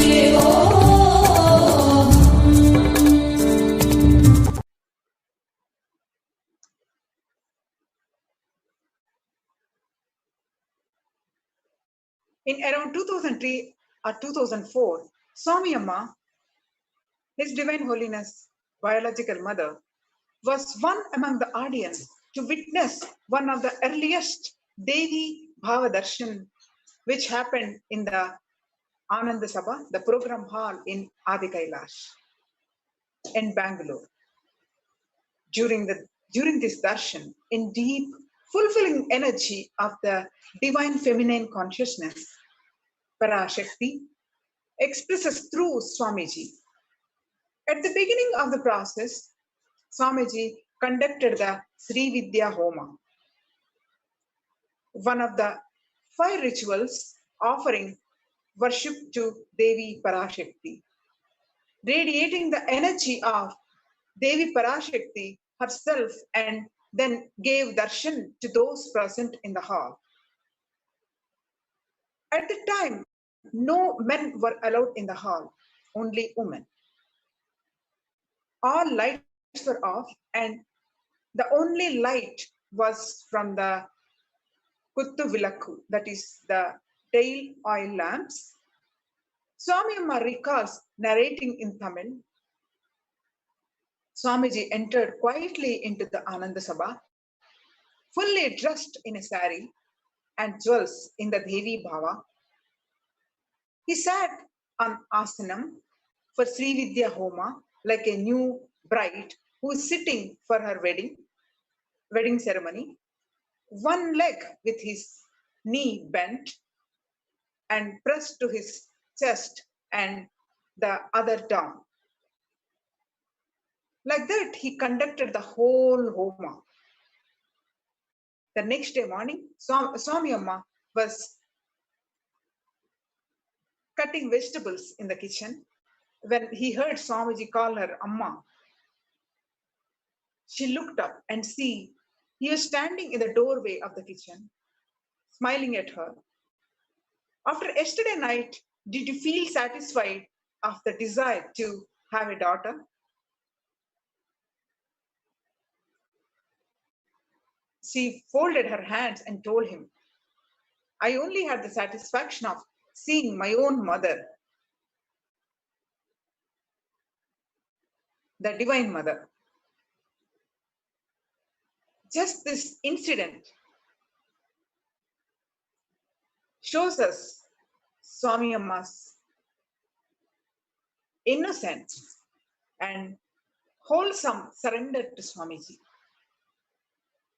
who actually her own biological son, but she always reveres as her God.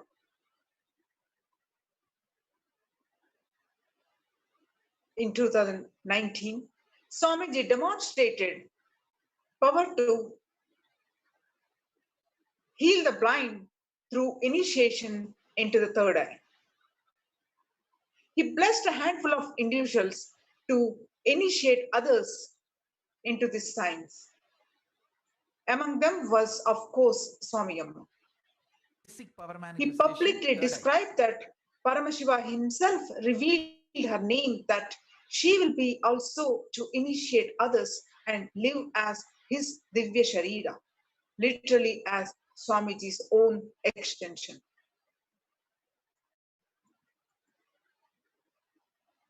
To conclude today's autobiography of the Avatar segment, let's watch Swamiji's beautiful words on Swami Amma.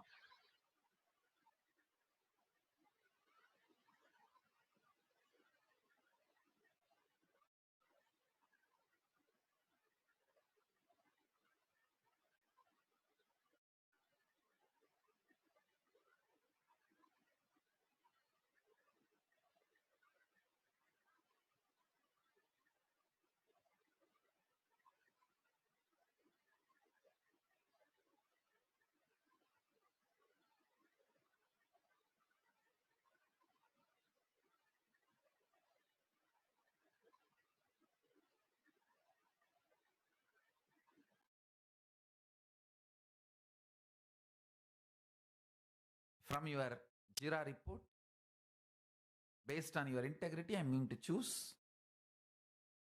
Maybe I'll be calling only few hundred people. And whether you are a Kailasavasi or Balasang, or devotee or disciple, based on your JIRA report, you will be called. You will be initiated into this science and educated into this science of Indrajala and Rasavada. Rasavada is a science of playing with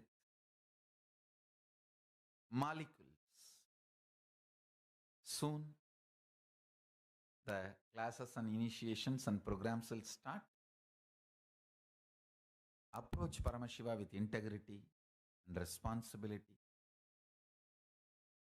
Yesterday, when I was initiating everyone, the Divya Sariris, it's actually Paramashiva himself revealed my mother's name. Because she is the one never asks for anything, only goes on working. Whatever she can do, how much ever her health allows, and then she will rest. When she can't, again she'll start working. Never I have seen her asking. She will not even ask to meet me.